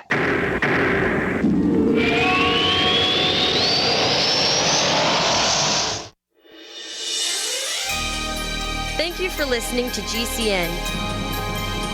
Be sure to visit GCNlive.com today. Neighbors, I want to tell you about my favorite graphics app. It's the award-winning Graphic Converter. Graphic Converter is the universal genius for photo editing on your Mac. Join over 1.5 million loyal users for this Swiss Army knife photo editing app. It gives you all you expect from a top-flight image editing app with tons of features, and most important, it's easy to use. It's also far less expensive than that other app that you can only get by subscription. You know the one I'm talking about.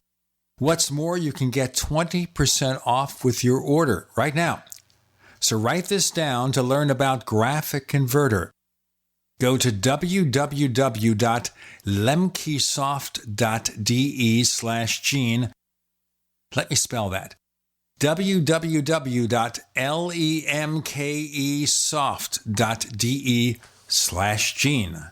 Water is the single most important thing your body needs, so you want to be sure it's the best for you and your family. Since 2005, thousands have depended on Berkey purified water. The Berkey Guy provides the lowest priced filtration systems in every size. For incredibly delicious water now and in an emergency, get to GoBerkey.com or call 877-886-3653. 877-886-3653. GoBerkey.com. Looking for that edge during those intimate moments? We see many ads for enhancement, but the side effects include death. At GCN Team, we should change the Healthy Body Brain and Heart Pack to the Healthy Libido Pack. The brain and heart are not the only organs that require a healthy vascular system. For proper blood flow at the right moment, go to GCNteam.com or call 877-878-4203. That's 877-878-4203. That's 877-878-4203. Yesterday, I got a call from the IRS. They say I owe them over $16,000. I don't have that kind of money. Don't try to fight the IRS on your own. Use Coast One Financial Group and let them help you get a fresh start. If you owe at least $10,000 in back taxes, call now for a free and confidential tax debt analysis. Call Coast One now for a free consultation at 800-643-4661 now. 800-643-4661. That's 800-643-4661. Will the government protect your family from Iran and North Korea's newest weapon, EMP? We buy guns to protect ourselves, home, health, and car insurance for accidents. Maybe you also have food storage. But how would you keep your refrigerator running in a long-term EMP blackout? Using tested military designs, the Solarc EMP-hardened solar generator protects and powers your critical appliances for years without burying items underground or wrapping them in aluminum foil. Unlike other preps, Solarc is used every day to help offset your electric bill automatically. Visit portablesolarllc.com to learn how easily expandable the system is. Solarc is the most affordable and powerful solution on the market. The whole system even fits in the back of a pickup or SUV and can install in less than an hour. See for yourself why Solarc beats other off-grid systems at portablesolarllc.com. Don't wait for the government. Go to portablesolarllc.com to learn why Solarc is energy insurance for your family. Love or loathe him, Donald J. Trump is our 45th president. There is no denying now that Trump will go down in history, both despised and admired. Commemorate Trump's presidency with your very own Trump silver bust from TrumpSilverStatue.com. This museum-quality heirloom Trump silver statue bust is hand-cast from 20 troy ounces of silver, a great investment. From TrumpSilverStatue.com. Loathed or loved, own a valuable piece of Trump's legacy. Get your solid silver Trump bust today at TrumpSilverStatue.com.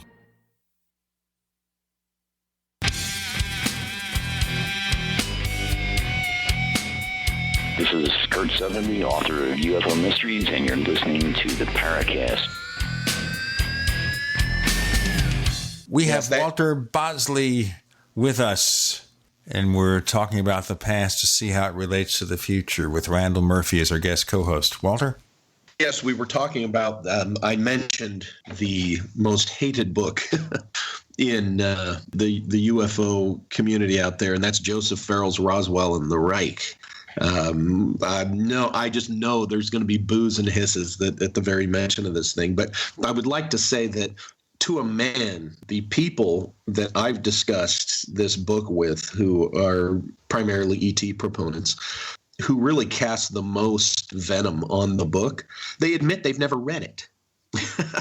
Which, I find hilarious. I get no end of amusement out of that, how they can just trash a line of research and they really haven't read it. If they would read it, I think that's what bothers them. If they would read it, they fear that it might change their mind and shatter their lifelong fantasy. But Farrell follows the line of, he points out what kind of advanced technology that Nazi Germany was working on prior to and during the war, World War II. And then he shows you the kinds of things that have been associated with Roswell over the years.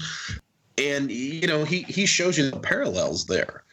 And, some of them are a pretty dead match for, what was going on. So, and I lost my point.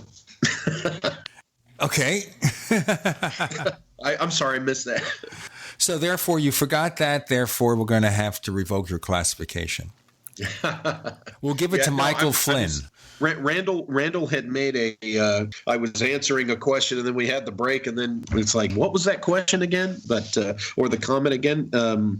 Yeah. I think you made your point perfectly, actually. Yeah. I think we can all accept that there's definitely secret projects out there that have been misinterpreted as something alien when it's not.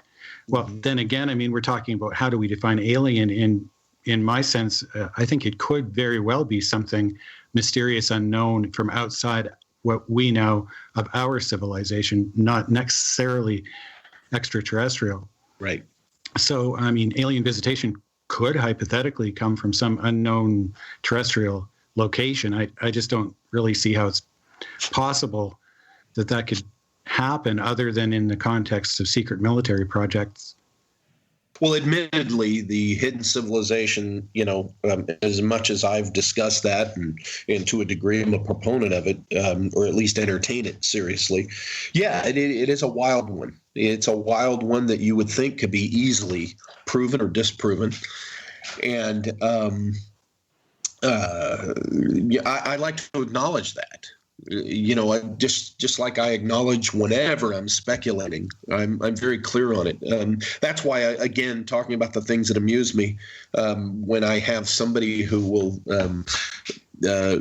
give me a critique, a critical review on something I've written or said, and they say, "Oh, he makes stuff up," and he is wild, and I go back and I find where I've stated something as a speculation, about 37 times, and I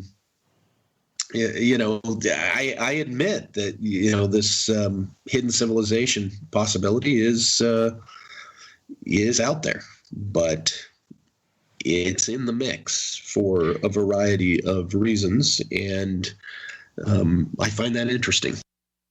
Oh, it is interesting, and that's what I like about your stuff. It does make people think about, well, what's going on behind the scenes? What is out there that we don't know, that is maybe more local within our world, within our civilization, that goes on behind closed doors, that if we knew, there's plenty of speculation that goes on in the field. So you're not alone in speculating, that's for sure.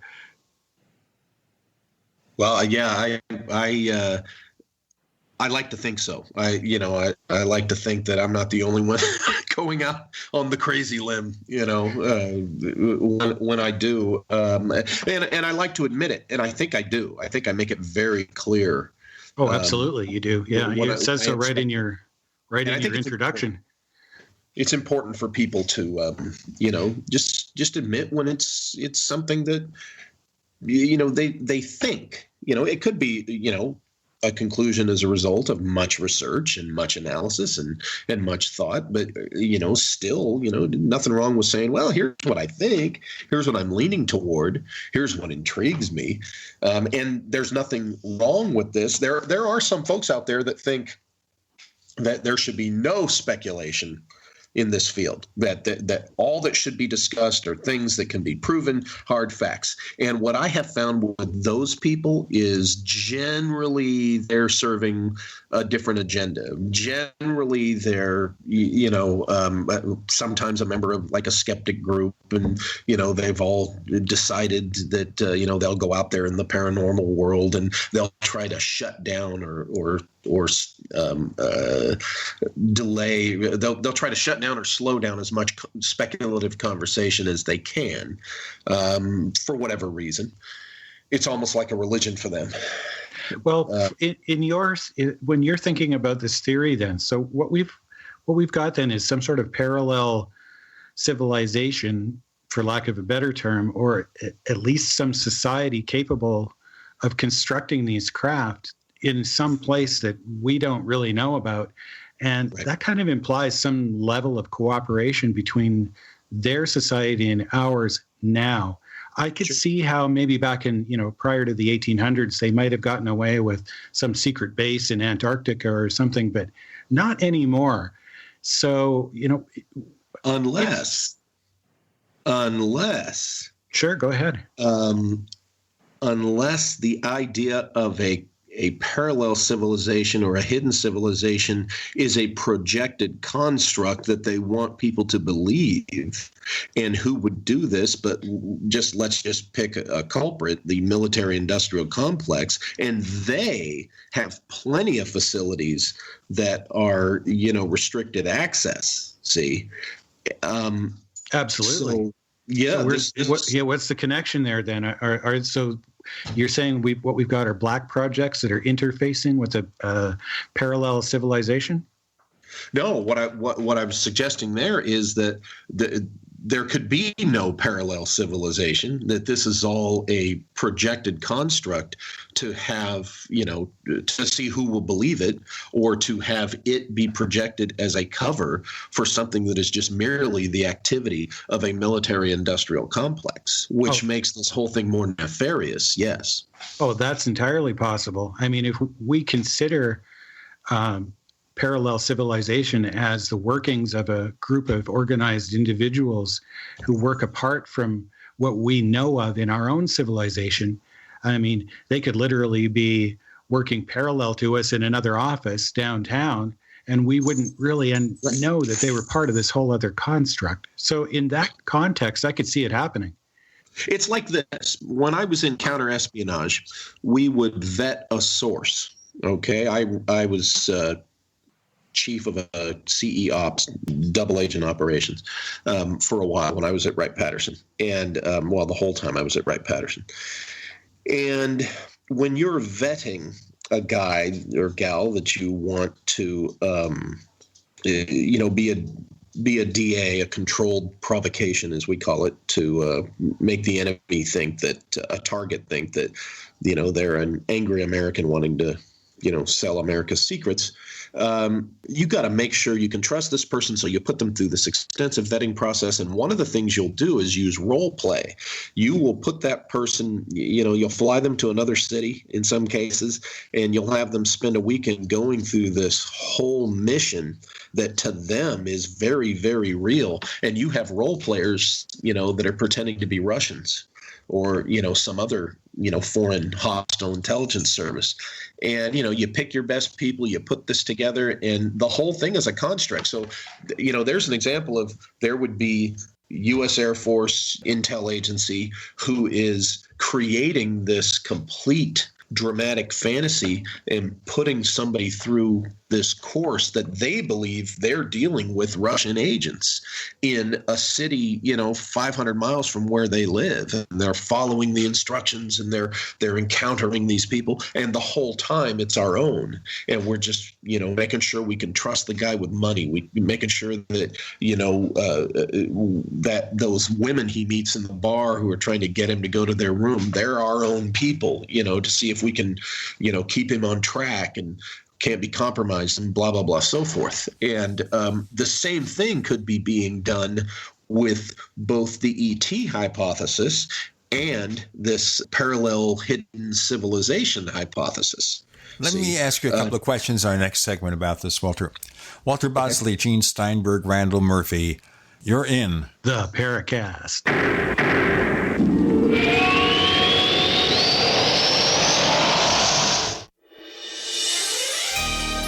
Thank you for listening to GCN. Be sure to visit GCNlive.com today. We also have swag. We have all these exclusive Paracast things that you can buy. We've got 60 or so different items, and entails T-shirts, sleeves for notebook computers, iPad cases, mouse pads, the Paracast Jumbo tote bag, all sorts of T-shirts and jackets and stuff like that for men and women. We have a Paracast aluminum water bottle. All this stuff, you go to store.theparacast.com, store.theparacast.com. What makes it special is that the items are the best quality, great T-shirts, fabrics, and they have our official logo on them. That's what makes them special, in multiple sizes and colors. We even have stuff for children, stuff for women, stuff for men. We have all sorts of sizes, like small up to X large. A lot of good stuff. That's the swag from the Paracast. If you go to store.theparacast.com, stop by and take a shopping tour. You've heard the phrase, you are what you eat? Not true. Actually, you are what you can absorb. So if the vitamins and supplements you now take are not being absorbed, what good are they? Introducing Protovite, proprietary liquid system that allows premium quality nutrients to positively affect the blood in an astonishing 5 minutes. Watch our amazing 2-minute live blood cell video at TrueHealthFacts.com. That's TrueHealthFacts.com. Then call 502-410-3411. Protovite is nutrition you can feel. Protovite is nutrition that gets in. The answer to being in control of your own healthcare is freedom from insurance. Become part of a group of self-pay patients that come together to share in each other's medical expenses. Individual share amounts begin at $107 a month and $347 for families. Choose from 3 health sharing programs. Holistic treatments may be eligible for sharing. See guidelines. Discount programs available for dental, vision, and pharmacy. Go to libertyoncall.org. That's libertyoncall.org.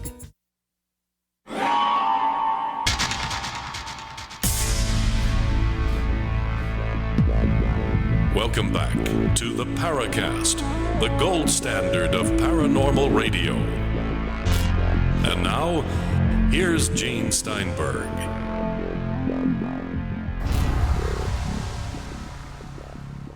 We talk a lot about what was going on, especially in the years after World War II and all the shenanigans in which the government might have played a part. And also using possibly the cover story that we have ET visitations as separate from possible real ET visitations. Are we seeing this stuff happening in 2017? If we look at the paranormal and UFO fields in 2017, we'll look at all the crazy things happening in government that we just can't talk about because you'd want to hit your head against the wall because it feels so good when it stops. Right. Is this stuff going on now? I think so. Look, all 3 of us here and the listeners, for the most part, as far as we know, are at a disadvantage when discussing these things. Even I, who was, and I'm putting the quotes around there, an insider, within the military and the greater intelligence community, I'm at a disadvantage as well to some degree because, I came off active duty in 1999 and went into counterterrorism. I did a whole other bailiwick. And so we are the blind men with trying to describe the elephant. So we have to say that, yes, this stuff is probably still going on. Why wouldn't it? And here's the thing about it is I've just described a scenario that could very well be going on that does not eliminate actual ET visitation. And for all we know, to some degree, the ETs play a role in it. They play their part in it, or the ET visitation and issues are completely separate from it. But we're at the disadvantage because all 3 of us here and the listeners, we're outside of the what is going on. So, it's hard to say with certainty, but that's just the way it is. What we were forced to just say, yeah, it could very well be going on. And that's the extent to which we can carry it. That was really fascinating what you were saying before the break there about the role-playing that takes place when recruiting people. Related to that, we've seen some releases from people like Assange and Snowden. Of course, now we think maybe those have been sort of warped by the media and the people who want to believe it and take it and spin it a certain way. But what's your take on Snowden? Is he the real thing, or is he one of these people you could trust to I have an interesting perspective on Snowden. For a couple of years, 2007 to most of 2008, I was doing contract security background investigations, essentially those people who were going to work for the government, military, corporations, what have you, in the national security structure who required security clearances. Folks like me and plenty of people without experience like mine, that was the rub, that was the problem, were the ones investigating these background investigations so these people could be adjudicated a security clearance, okay? And I recall that what I hated, but I'm going to say it right here without being specific. Look, I'm a capitalist, all right? I believe in business, so forth, blah, blah, blah. I'm all for that. However, when it comes to national security issues and who gets security clearances, a typical American corporate business thinking has no place whatsoever in being involved in the adjudication of security clearances as far as doing these backgrounds, because when I did it, it was a cluster. It was a mess. It's the one job that I just ended up hating it. And I left in disgust because it was just a sieve that stuff could get through that shouldn't have got through. Now, to bring it back to Snowden, Edward Snowden how he got his clearance and where he worked and stuff. He was a product of that process where you had contract people. Again, without naming it, the organization I worked for, and there were 2 or 3 that did this. What they would do is they would hire anybody who could breathe and walk, and they would just give them, they give them this double-sided one sheet of questions, and they have them go through these questions, and then they write up their report, and then this is what's used to determine whether the person gets a security clearance or gets it renewed. Now, when you're a federal agent, the stuff that's in a security background investigation is the basic first step of every investigation you do. So you become pretty good at this stuff, okay? Because it was, again, primary step 1 in any investigation you did. So every person I know who was a former professional, in this case, federal investigator, who had done these contract security background investigations, hated the process that they were being forced to use. They would leave, again, in disgust because they saw that these things weren't being done right. What the companies that do these investigations are more interested in is making their dollar and just getting the stuff done, okay? They don't care about the nuances that pop up. If somebody's got something to hide, okay, if they're actually being moved to go work for any of the aerospace corporations and get a security clearance and get in there and say and sell secrets or give secrets, you're going to detect that through the subtleties in your interview and in your investigation. Well, you were not really encouraged to take the proper time to do these things. You were just encouraged as a contract investigator to just get it done. Just go through the questions, get it done, right? And Edward Snowden was a product of that process. So there are issues that I and some others I know have with Snowden in that, for instance, how quickly and how easily he ran over to Russia. Okay. Is it possible that he had been acquainted with Russian intelligence prior to, doing what he did? That's possible. Coming from my perspective, that's very possible. And if these background investigations were allowed to be done properly back then, I don't know if they've improved it now, but if they were allowed to be done properly by the right people experienced in doing this, Edward Snowden, might not have happened. Now, there's that. I've said that from the perspective of a former federal agent and a national security guy. Now there's the issue of Snowden has put stuff out there that you kind of go, okay, it's good to know that, that's kind of interesting. Which leads then to WikiLeaks and Julian Assange and, some of the stuff he does. You find guys like me, giving thumbs up. And so there's this conflict. On the one hand, my old federal agent knee-jerk reaction is that darn guy is stealing secrets and spreading them around, which is a bad thing. I'm not making light of that. But then on the other hand, there's the human being who says, you know what, sometimes some stuff does need to get out there. So it's with Snowden, I'm of 2 minds. That's where I'm at. Yeah. Well, he was sent to the CIA's Secret School for Technology Specialists, where he lived in a hotel for 6 months and studied and trained full time. So I think he had a little bit more than a couple of sheets of paper, for his credentials. No. What I mean is you mean as far as his background investigation or just his personal credentials? Yeah, I would agree with you. There's more to Edward Snowden than I think people realize from an intelligence community perspective. Absolutely, yeah.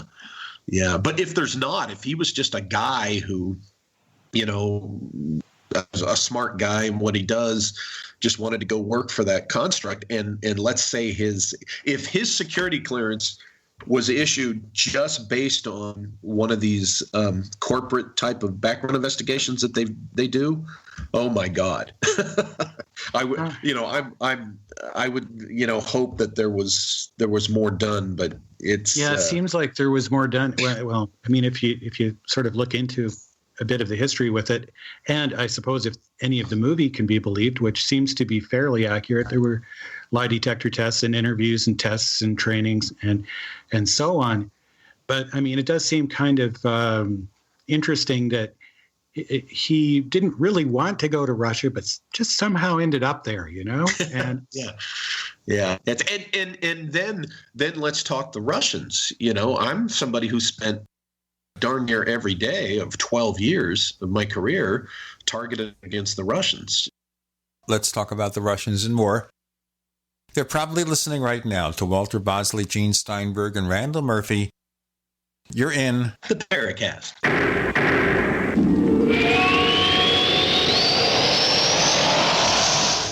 Neighbors, I want to tell you about my favorite graphics app. It's the award-winning Graphic Converter. Graphic Converter is the universal genius for photo editing on your Mac. Join over 1.5 million loyal users for this Swiss Army knife photo editing app. It gives you all you expect from a top-flight image editing app with tons of features, and most important, it's easy to use. It's also far less expensive than that other app that you can only get by subscription. The one I'm talking about. What's more, you can get 20% off with your order right now. So write this down to learn about Graphic Converter. Go to www.lemkesoft.de/Gene. Let me spell that.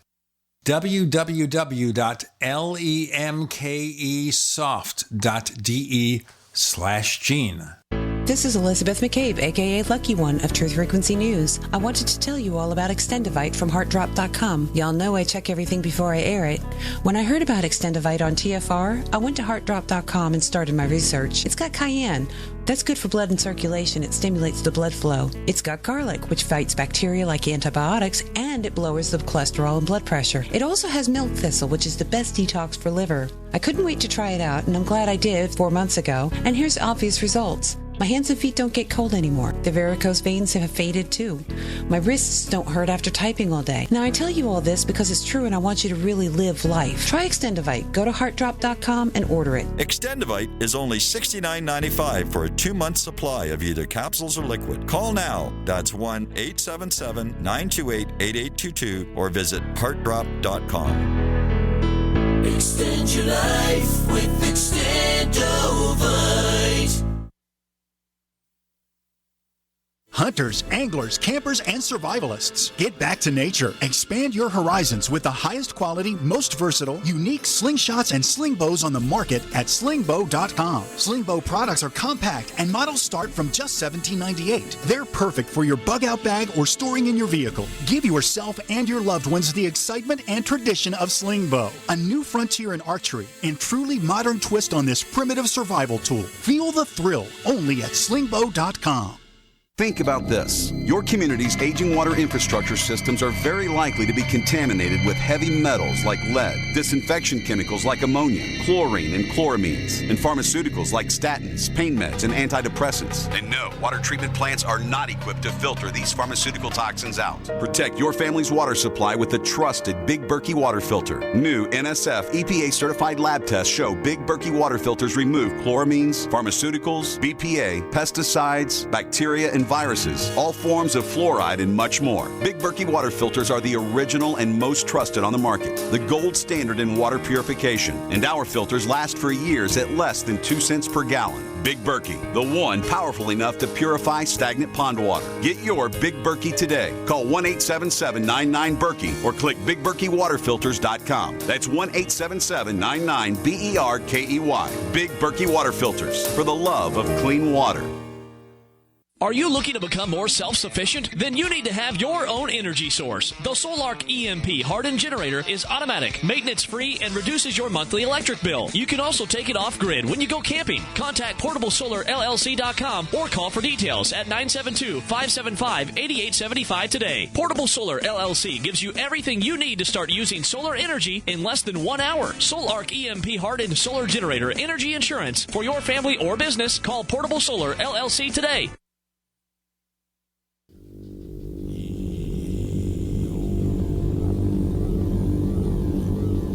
This is Jacques Vallée. You're listening to the Paracast, the gold standard of paranormal radio.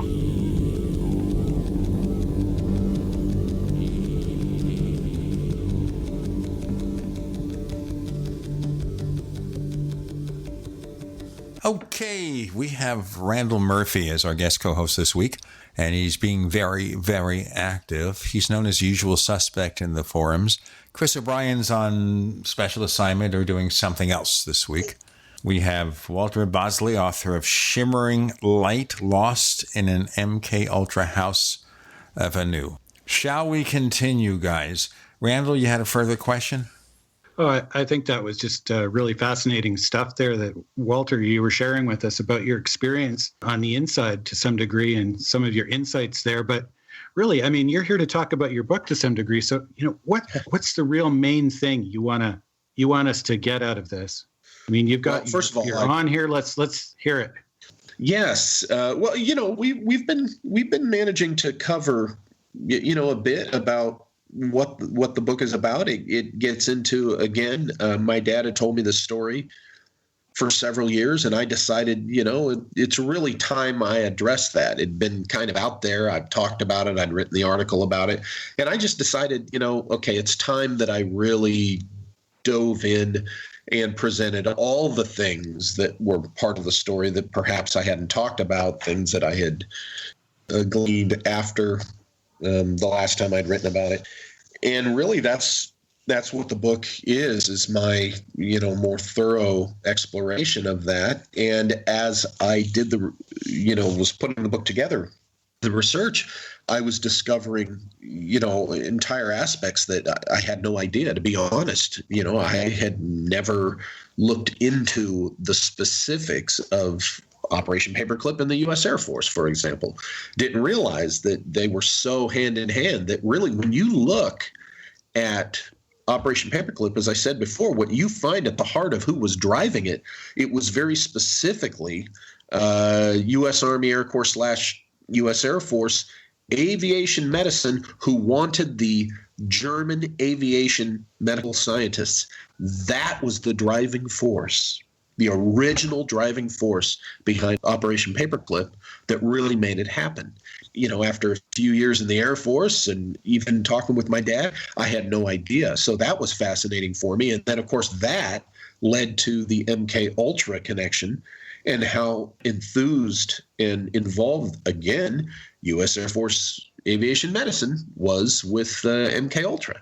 And I began to see, wow, maybe there's a connection here between my dad's weird tale and what these guys were doing with what, originally was Nazi psychiatric science.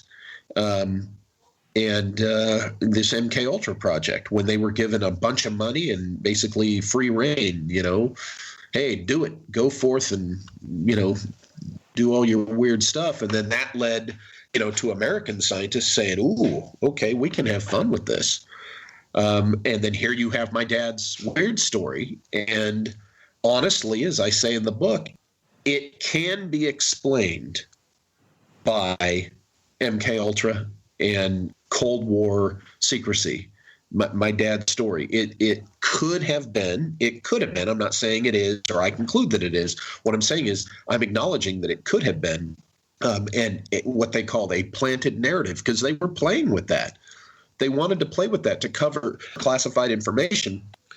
They wanted to play with the idea of planting a narrative in the head of a field agent. So they were playing with that at the time. They were playing with psychedelics, all sorts of things.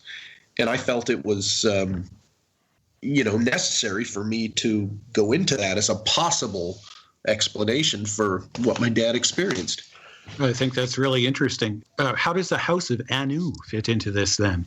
Oh, well, see, that gets into when you look at when you do the analysis of the story my dad told about what and who he encountered, what you see are, how do you put it? What you see are characteristics of old fairy lore, the encounters that people had in ancient times and past centuries with, what they called the fairy folk in the Celtic culture. And a culture of people known as the Tuatha de Danann. Okay. And what's very interesting is that Jacques Vallée in the 80s, when he was writing his books, and, he talks about this in Passport to Magonia and his other books that he wrote after that, he kept coming to the lore of encounters with these people, these Tuatha de Dananns. And I go into that in the book a little bit because some of the encounters that Vallée writes about, actual UFO encounters or missing time encounters, have some of the exact same things that my dad said he encountered when he and another guy stumbled upon some of these underworld denizens. One of them being this hollow tube that the individual carried and aimed it at the guy he was with, and the guy he was with kind of shut down and just was dead before he hit the ground. And Jacques Vallée and others have written about UFO encounters in which the same kind of thing has happened, where this being aims this hollow tube at the witness, and the witness is stung like 1,000 needles. And, it's very similar to my dad's encounter, and this same thing is talked about in the lore of the fairy encounters. So what do you think's going on there then? I mean, are we talking about some sort of unusual technology that is able to affect people's nervous systems, or is some sort of deception where, he kind of points the thing and someone like a sniper off up in the side aims a microwave beam at them or something? Oh, that's interesting. I think it would be, I would lean more towards, just some type of, technology that the wielder of that thing, has. Remember, it was either Asimov or Clark that said any sufficiently advanced technology would appear as magic, to the untrained eye. I think we're talking about this serves the narrative of the idea of the hidden civilization that has this other technology is the obvious point there. But the idea that what my dad encountered is found in UFO lore, both before and after. Vallée writes about this story. I think it was Nebraska. I'd have to look, but a guy, describes this person with this hollow tube, and that's just a few years after what my dad encountered in eastern Arizona. And then you have the natives in the area, the Paiute Indian legends in this, the greater, Death Valley and into Arizona, Nevada. We've got more to come, more excitement, even mysteries of Antarctica, and more with Walter Bosley, Randall Murphy, Gene Steinberg. You're in the Paracast.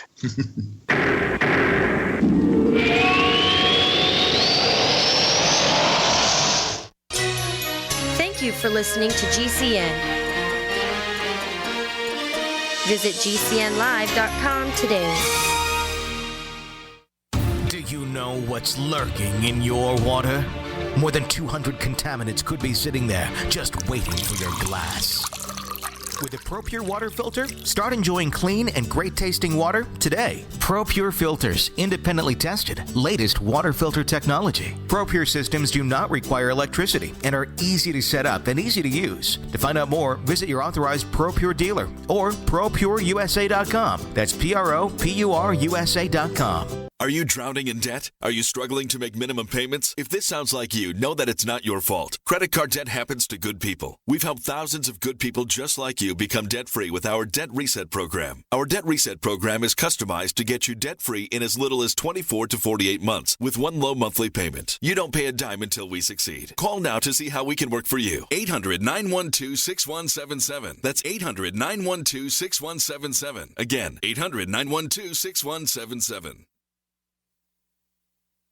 Have you checked your Google search results lately? Search results are usually the first impression that people form of you or your business, so make sure that they create a positive impression with ReputationDefender.com. What the internet says about you can have a big impact on your life and your livelihood, even if it's not true. Fortunately, you can now control how you look online and in online search results with ReputationDefender.com. Call 800-831-0771 now. That's 800-831-0771 for your free reputation analysis. If you have negative material from an ex-employee, upset patient, or former client, newspaper article, legal issue, social media, or other source showing up in your search results, you can combat it with ReputationDefender.com. Our dedicated experts in patented technology can help make your online search results look their best. Call 800-831-0771 to learn more. 800-831-0771. That's 800-831-0771. Or visit ReputationDefender.com. Have you racked up more than $10,000 in credit card debt? Are you barely getting by, making minimum payments? You should know the credit card companies are tricking you into thinking there's no way out. Credit card companies would rather you didn't know that there are ways you can become debt-free and you don't have to pay the entire amount you owe. There are debt relief programs that help people like you escape overwhelming credit card debt. National Debt Relief has helped tens of thousands of people just like you reduce more than $500 million of debt. National Debt Relief has helped so many people they're A-plus rated by the Better Business Bureau. You don't have to declare bankruptcy or take out a consolidation loan. You have the right to settle your debt for a mere fraction of what you owe. Reduce a large portion of your debt now. Call National Debt Relief at 800-314-7417. 800-314-7417. That's 800-314-7417.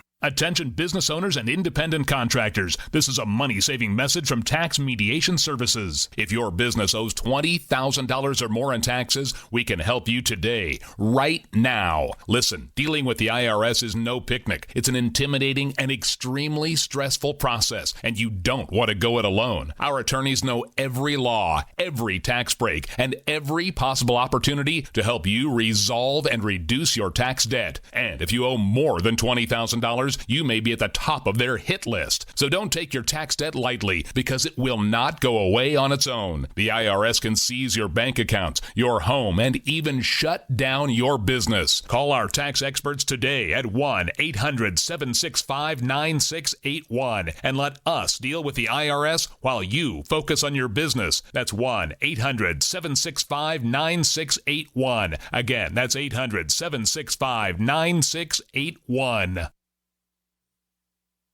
This is Jerome Clark, author of the UFO Encyclopedia and other books. You're listening to the Paracast.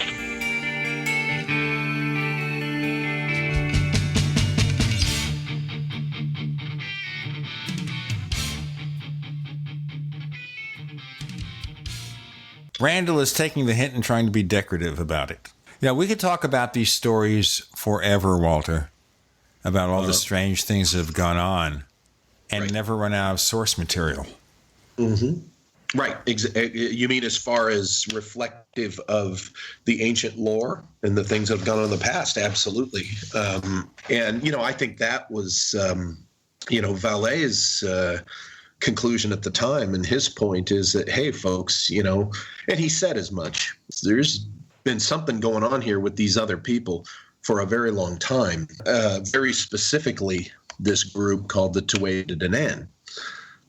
I think it's either, from my perspective right now, either these Tuatha de Danann exist, they're out there, or somebody is going out of their way to appear as such, which is interesting in itself. Who are these Tuatha de Danann? Whatever you call them. They appeared from the sky in a cloud many centuries ago in Ireland, I believe. They came and they conquered the people that were there, who, the human civilization, the Celtic civilization that was there. And once they made it clear that they had the superior civilization and they beat them in battle, they embraced them and kind of became, eventually they become, these mythological god figures. You can find them in Irish mythology, but when you go back to the root, that was the story. They came from the sky in a thunderous cloud. They were there for a while, and then this other culture came and drove them off. Another strong culture, the Fomorians, I believe, if I'm getting that right. And the Tuatha de Danann disappeared from the British Isles. And what's interesting is during the time that they were away, we go to the lore of the Americas and parts of Asia, and we see these figures that are interestingly similar to the Tuatha de Danann of the Irish.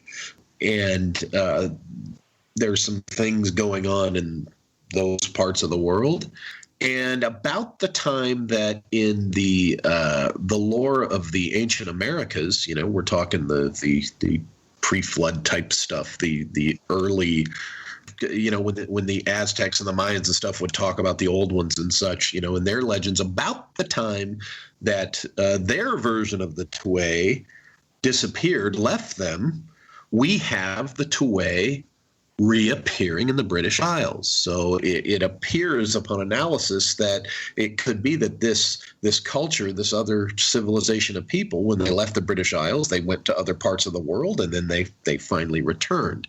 And they ultimately, according to the lore, they went underground and decided to live in the subterranean realms of the earth. So right there, as you can see, is the root of what my dad was told. And that brings us back to either the Tuatha exist or somebody is going out of their way to appear as the Tuatha. Wasn't that the Shaver stuff, Gene, the underground civilization stories? It's one of the underground stories, Richard Shaver. In his case, he talked about the remnants of people who went into the caverns when there was a catastrophe. Right. Thousands of years ago. And that's something that's the stuff of legend. He wasn't the first person to write about that. It's just he called them Deros for the bad ones and Tiros for the good ones. Right. There's just this splendid low-budget movie that if you find the Shaver stuff interesting and fun, you've got to check out a film by a guy named Poke Runyon called Beyond Lemuria. It's a hoot and a half, and it has the Shaver lore and this stuff, and but it's a fun romp with the Shaver lore and the subterranean civilization stuff. Anybody who loves cheesy movies, I highly recommend this. It's a prized part of my collection. Let me go to another group of stories we hear about underground civilizations. And that's the legends about Antarctica. And you had heard something about this some years back that you wanted to mention briefly. But, of course, just recently our old friend Tim Beckley came out with another one of these Admiral Byrd books, where supposedly Admiral Byrd discovered this civilization beyond the poles or something like that. But what's the story about Antarctica that you were mentioning to me briefly? Well, basically, and this is the reason why I'm interested in what's being bandied about and what's being talked about now, is that essentially due to a very mysterious event, series of events in the life of a friend who had passed away in 1989, I had reason to, ask my mentor about Antarctica. And, initially he wouldn't tell me. And then I was with the FBI at the time, I think. And then later on, when I was in the Air Force, the subject came up and I asked him again. And in 1997, 20 years ago, essentially all he told me was that back, this would have been after World War II, was my understanding, a huge hole had been found in Antarctica. And down in there, under the ice, they found huge, giant machinery that was very old. And the way he put it was that this, I guess the existence of it, the size of it, I don't know, the nature of it, which he didn't tell me, other than it was very old and it was gigantic. It supposedly scared the hell out of the people who found it. And he explained that this friend of mine who had died in 89, in 1960, had gone down there and when he was with the U.S. Air Force, this gentleman, and had done some classified work down there, and something bad had happened to him. He was in a hospital for a year. And that's basically what I was told in 1997. Now, this was something that was told to me, on the QT, and it was not an official briefing. I did not go to a vault and get this officially briefed to me with a dossier and all that. Okay, this was something that was told to me by a man who's now dead, and I kind of just kept it to myself for years. And then over the years, you've seen this interest. They've talked about what the Russians have found in Lake Vostok and Antarctica, and I thought, that's kind of similar to what he had told me. And then in the last year, of course, we've had this virtually the same basics, is that something's been found under the ice in a cave or a hole, and there might be the remnants of a lost civilization down there. There's even a story about a team of scientists who went down there, and when they came up, they were catatonic at what they saw. You have all these luminaries going down to Antarctica, Kirill, the Orthodox Patriarch, John Kerry, who at the time is Secretary of State, and he goes down to Antarctica on election day. Okay. And you even have the stories of Buzz Aldrin. He did go down there. Of course, he got medevaced out, but you have all these stories about what he may or may not have said about what he saw down there. It's all very interesting. I think there's a ton of BS that's being said and applied to this situation, for people to milk as much opportunity out of it as possible. But all I can say is what I just described, what I was told, is that the hole was found sometime after World War II, and this ancient old machinery.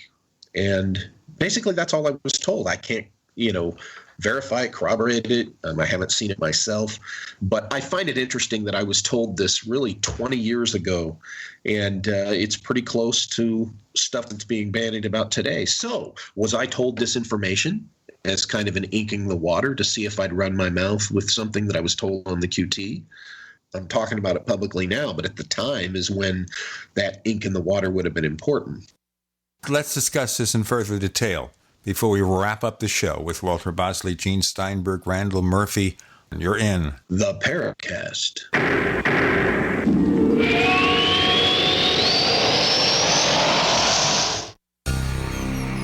Thank you for listening to GCN.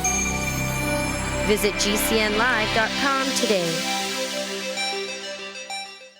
We also have swag. We have all these exclusive Paracast things that you can buy. We've got 60 or so different items, and entails t-shirts, sleeves for notebook computers, iPad cases, mouse pads, the Paracast Jumbo tote bag, all sorts of t-shirts and jackets and stuff like that for men and women. We have a Paracast aluminum water bottle. All this stuff, you go to store.theparacast.com, store.theparacast.com.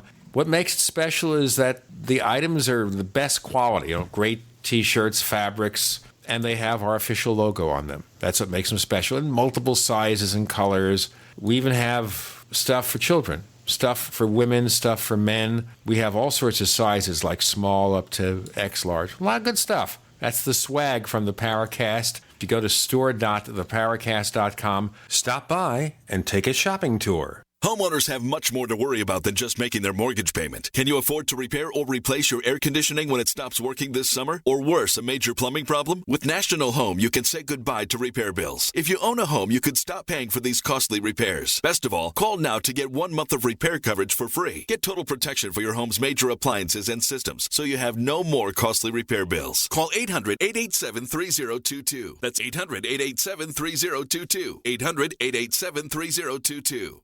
Hi, this is Ted Anderson. I'm here to tell you about GCNtelecare.com, a team of board-certified doctors assisting you 24 hours a day, 7 days a week, 365 days a year. Within 15 minutes of registration, care your family can afford. Revolutionizing the healthcare industry, virtual consulting providing diagnosis of non-emergency medical issues by phone or secure video on computer or smart mobile devices. GCNtelecare.com. Virtual care anywhere.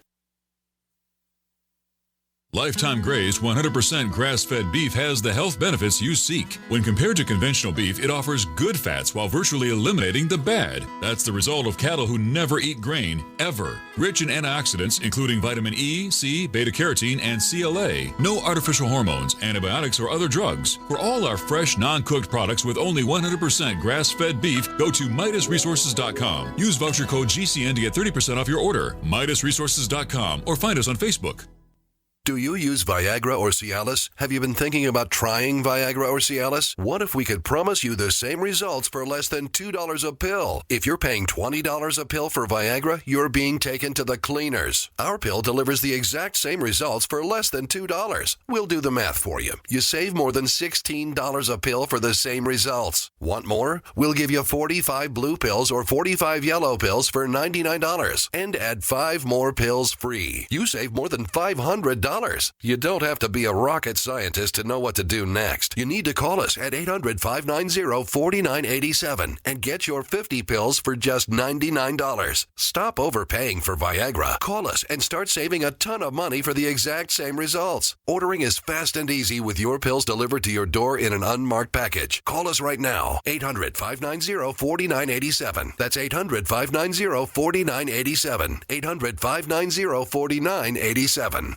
In these uncertain times, it makes sense to have a sustainable backup method to cook food and boil water. If your current plan includes using a fuel-burning stove or cooking over an open fire, then there's a much better way. The Minuteman Rocket Stove is a biomass-burning cooking stove that only requires small quantities of sticks and twigs for fuel. The Minuteman Stove is easy to use, smokeless, portable, powerful, and sustainable. For the finest in survival cooking stoves and fire starters made right here in the USA, go to MinutemanStove.com. That's MinutemanStove.com.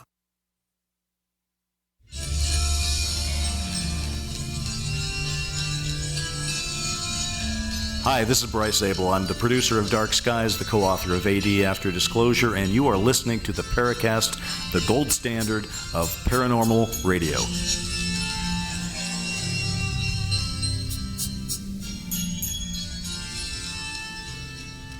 We have one more segment with Walter Bosley. Randall Murphy, known as Usual Suspect in our forums, is a guest co-host. Chris O'Brien will be back next time. And we're talking about Shimmering Light and all sorts of mysteries, such as the Antarctica mystery. Now, we've got all this crazy quilt stuff going on, Walter, and we're in the final segment now, so we kind of want to bring it to a summary. How do we prove any of this? How do we prove the story about Antarctica? How do we prove what the government was doing with mind control years ago? How do we prove if they did stage something like the Betty and Barney Hill contact? Well, that's the trick. The hardest thing about Antarctica is really the way you can prove it is just you got to get down there. And we know how difficult that is. And that's to the advantage of whatever is really going on, to whoever is doing whatever they're doing down there, is the fact that it is so difficult to get to and so difficult to be in as far as, the kind of place it is. So they have the advantage where Antarctica is concerned. On these other things, we know, first, thanks to the Church Committee in 1973, we know that MKUltra existed. We can see the extent to which the CIA revealed they were carrying the program. We also know it's a fact that the U.S. Air Force was enthusiastically involved with their version of MKUltra. So, you just got to do that tried and true FOIA request, FOIA request on any documents with that. But I remind the listener that we are not England.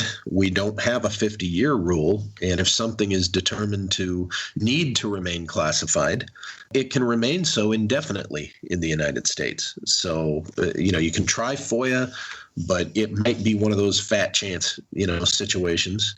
As far as something like the Tuatha de Danann or the, supposed hidden civilization, Fortunately, we have people, spelunkers and explorers, who can go down into the subterranean realms and poke around in these cavern systems and see what they find. They might find that the most likely places or places associated with the legend and the lore might interestingly be, limited access. You find something like that. That's very interesting. Now, it could be that it's because it's dangerous, but it's going to take getting out there and using the investigative tools and really, don't take my word for things. Go out there and dig into it yourself. You might find other conclusions. You might find other evidence. You might find the opening to, Shaver's mysterious world of the Darrow. But the point is, get out there and dig into it yourself and see what you find. The only problem is if you find the secret world of the Darrow and the Tarot, you may not come back. Or if you find the land of the Tuatha de Danann, you might not want to come back. And I will refer the readers to the Jerry Irwin case, which I talk about in my book, Shimmering Light, which Valet talks about in one of his books. He was never seen again. But, it brings to mind the movie and the play Brigadoon, which the American goes across the bridge and finds the wonderful Scottish village of 200 years before, and he decides he wants to go back and stay. So there's that to consider. Of course, we had presented the account by the late John Robinson of an artist named Steve Brody, who in the 1940s talked about exploring mines with some friends, I guess in the Southwest. I don't recall where it happened. And they were captured by the Darrows and spent years as their slaves, as captives, till they got out. Mm-hmm. And the final part of the story was the comment from Mr. Robinson that Steve Brody had felt they were going to come and get him, and eventually he says he thinks they did. That one day he just disappeared. Some of it sounds almost like a Twilight Zone story. Yes. It's so delightful. I love tales like that, even the dark, shadowy ones. It's what makes life interesting to dig into all these things. That's why we're here at the Paracast. Absolutely. Oh, yeah. One of the best things about ufology is digging into all of the different theories, and it can lead you into adventure and intrigue and fiction, but it can go the other way and lead you into hard, solid science as well. And learning about space exploration and what really goes on. So it's all wonderful. The ETs could be like the Bradbury story, the Toynbee Convector, in which the old man who was famous for traveling through time, and he came back and he told the world, we did it. We solved, we cured diseases. We ended war. We built this perfect utopian society. We can do it. We're going to do it. Let's just start now. And everybody, said, this is great. And they gave up war and they focused on curing diseases and they built this utopia. And then the day came when Toynbee was very, very old, sitting in his wheelchair, and the world watched, on satellite TV or whatever. And they waited for that moment where Toynbee's past self would flash across the sky in his time machine. And the world is watching and they're waiting and they're waiting. And it doesn't happen. Nobody sees anything. And they turn to Toynbee and he smiles and he says, I lied. I kind of expected that was where it was going to go. But boy, sometimes, a lie with the best of purposes. It can make wonderful things happen. Well, the thing here is, I wonder if sometimes the ET theory about UFOs is itself a lie, but in cultural conditioning, not like the Air Force or the CIA or some kind of black project doing it, but it's a lie to lead humans into space. We see the evidence of creatures possibly coming here, and thus we look spaceward. We look and we think, oh, well, we can now explore other planets. Wow, that planet may have the conditions for life on it.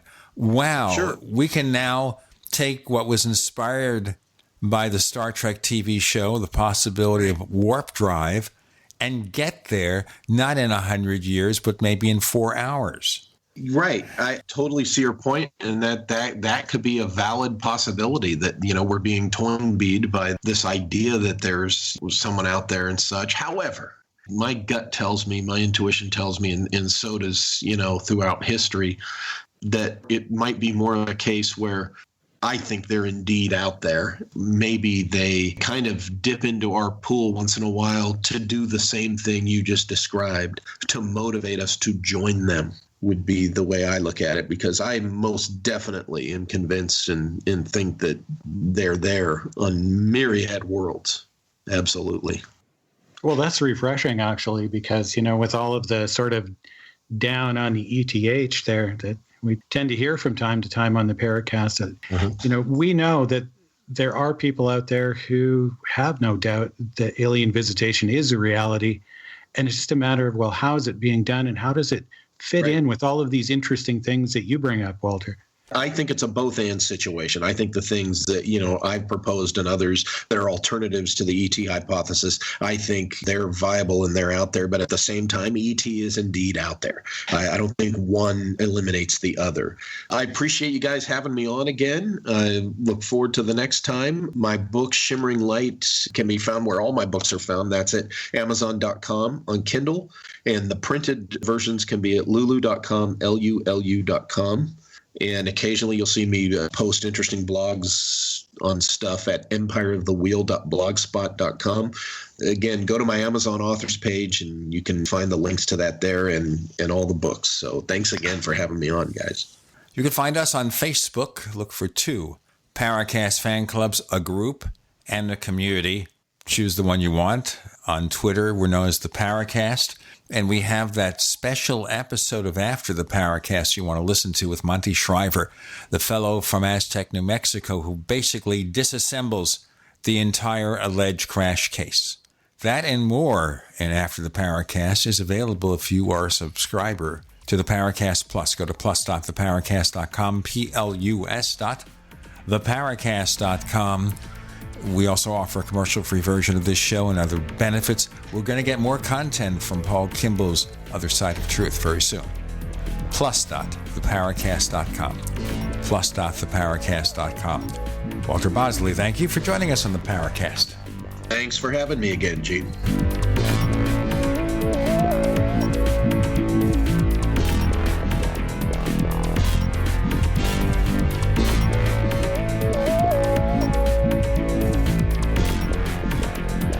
The Paracast, featuring Gene Steinberg and Christopher O'Brien, is a copyrighted presentation of Making the Impossible, Incorporated. Tune in next week for a new adventure in The Paracast.